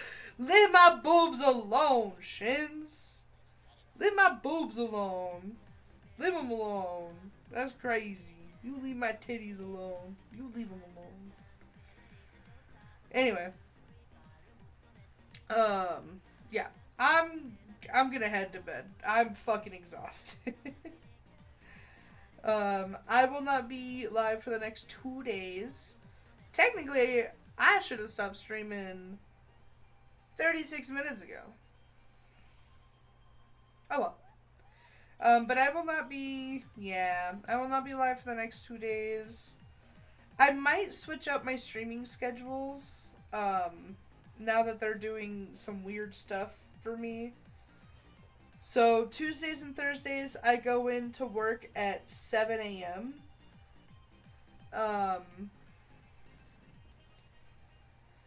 So I might change it to where I'm not live Monday and Wednesday.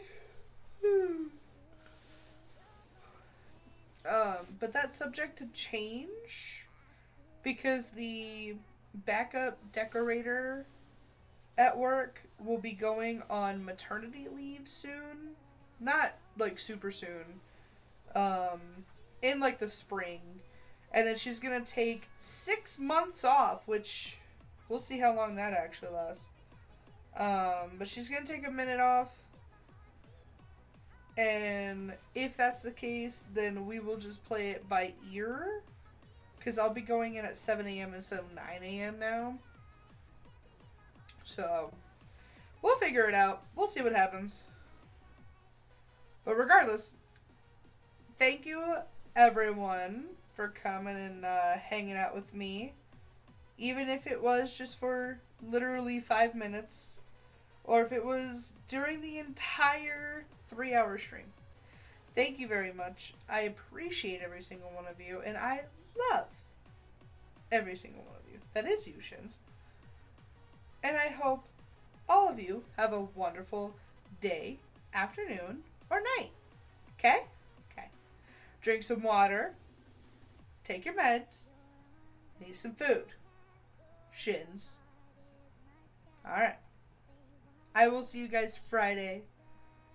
We will probably just be playing some sort of game. Oh, wait! I did download Payday 2. So, it'll probably be Payday 2 if everybody else wants to play it. So, yeah. I will see you guys then. Goodbye. Bye-bye.